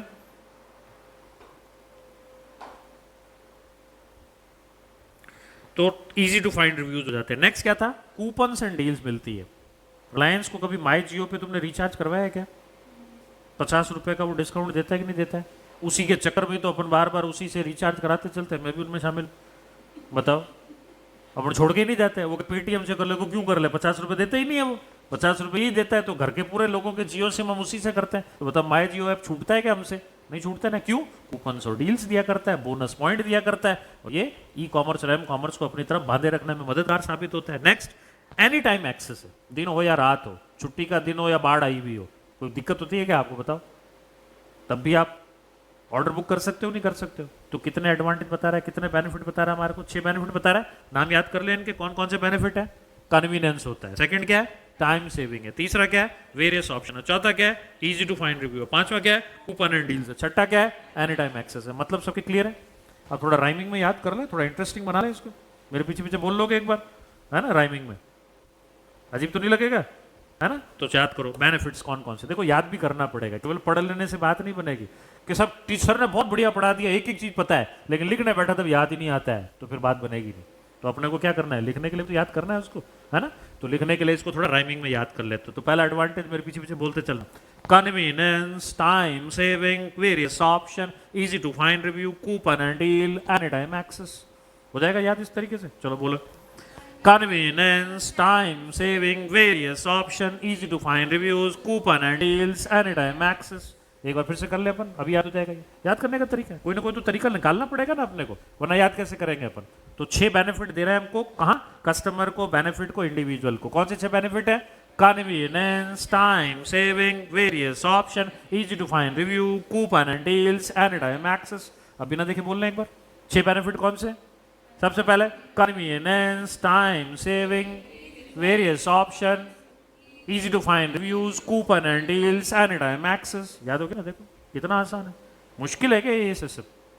तो कितनी चीजें पढ़ ली। अब मैं डिजिटल पन्ना बना रहा हूँ आपके आज के पूरे दिन का, before we end up the class. हम पढ़ रहे हैं ये एसएसएम कोर्स को, शुरुआत की हमने ये से चैप्टर नंबर 4, जिसका नाम है ई कॉमर्स, एम कॉमर्स और एमर्जिंग टेक्नोलॉजी। सबसे पहले अपन ने ई कॉमर्स के 6 पॉइंट्स पढ़े थे। वो 6 पॉइंट्स हैं, it is doing business electronically, number 1। Number 2, transaction between a company, customer and business partner. Number 3, it is through automation. Number 4, it is reliable. Number 5, it is secure connection. छठी बात की थी, it is sales and purchase of goods and services through electronic mode. किस पे होता है? Computers, desktop and mobile application में। फिर अपन ने ट्रेडिशनल कॉमर्स का डायग्राम देखा था, मैन्युफैक्चरर्स, एजेंट, रिटेलर्स, और उसके बाद में होलसेलर्स के बाद में रिटेलर तक माल पहुंचता है। ये इंटरमीडिएटरी क्या करते हैं? प्राइस को बढ़ा दिया करते हैं। तो नया ई कॉमर्स मॉडल आता है जिसमें यूजर कंप्यूटर पे बैठ के या तो वेबसाइट पे या मोबाइल ऐप के माध्यम से शॉपिंग कार्ड, क्रेडिट कार्ड या कोई payment method, order completion, SMS और मेल, मर्चेंट को, कस्टमर को कहते हुए, वेयर हाउस की डिलीवरी लेते हुए कार्गो से माल को पहुंचाता है। और ये सारा काम ऑटोमेटिक होता है। उसके बाद हमने डिफरेंस देखे दो चीजों के बीच में, traditional commerce on the one side and e commerce and m commerce on the other side. Total 11 side of differences थे हमारे, ध्यान आ रहे सबको? उसके बाद तीसरा सवाल हमने देखा, कौन से 8 स्टेप के थ्रू अपन ई कॉमर्स और एम कॉमर्स कर सकते हैं, जिसका पहला स्टेप क्या था? गो टू द वेबसाइट और मोबाइल ऐप। दूसरा स्टेप क्या था हमारा? Select the type of product you wish to buy. Number 3 क्या होता है? User need to select the right product. Number 4 क्या होता है? Make the final choice. Number 5 क्या होता है? on the time of payment different options are shown. Number 6 क्या होता है? Once we go for the online payment, different payment options and other things will be shown. Number 7 क्या होता है? Once we go for the payment option, we will be directed towards the payment gateway and OTP will be generated. ये OTP किस में नहीं आता है? COD में नहीं आता है ना? ये भी सवाल पूछा जा सकता है आपसे। बाकी सब में OTP आता है, लेकिन COD में OTP आएगा क्या? बिल्कुल नहीं आएगा। तो ये सवाल भी आपसे हो सकता है एग्जाम में पूछ लिया जाए। और 8वां स्टेप क्या होता है? Based on the delivery term you have to wait for the delivery. उसके बाद हमने क्या पढ़ा? बेनिफिट्स ऑफ ई कॉमर्स और ई बिजनेस। पहली कैटेगरी हमारी business benefits to the customers, जिसको इंडिविजुअल भी कहते हैं, यूजर कहते हैं। कितने बेनिफिट है इसके? 6 बेनिफिट है। 6 कौन से बेनिफिट अभी राइमिंग में याद किया हमने? Convenience, time saving, various option, easy to find review, coupon and deal and any time access. बात आ गई क्या सबको समझ में? कोई प्रॉब्लम है समझने में? अब आपसे क्या एक्सपेक्टेड है? घर जाते हुए पूरा पढ़ोगे आप। याद तो जो करना है मैं क्लास में करवा ही रहा हूँ, लेकिन एक बार आपको पूरा पढ़ना है। मैंने जितनी अंडरलाइन करी वो तो याद करना ही करना है, लेकिन बाकी को एक बार पढ़ लेना। इससे क्या हो जाएगा? हमारी माइंड की एप्लीकेशन इस सब्जेक्ट को पढ़ने की बेटर होती चली जाएगी। और कल जब आप आएंगे तो आने वाले 1 या 2 पेजेस को और घर से पढ़ के आएंगे। अपन रोज इतना ही पढ़ पाते हैं, है ना। क्लासेस भले 2 घंटे की होती है, लेकिन सब्जेक्ट को इन डेप्थ पढ़ने के लिए अपने को इतना समय देना ही पड़ता है। एक बार आपको 7-8 दिन लगेंगे जब तक इसमें आप ड्रॉप नहीं हो जाते। एक बार पूरे अंदर चले गए उसके बाद अपन तेजी से इसको कर पाएंगे। ठीक है, अब भी टाइम वही है अपना 60 to 70 क्लासेस के बीच में अपन इसको एंड अप कर लेंगे। ठीक है, कोर्स हो जाता है इतने में अपना, कोई दिक्कत नहीं। इनिशियली थोड़ा समय लगता है, लेकिन एक बार जब आप इस सब्जेक्ट में पूरे अंदर आ जाएंगे उसके बाद देखना अपन कितनी तेजी से इसको कर पाएंगे। Any doubt up to this? देखो आज भी लगातार 2 घंटे अपन पढ़ लिए बिना ब्रेक के, है ना। और बताओ सब्जेक्ट इंटरेस्टिंग है या नहीं है ना।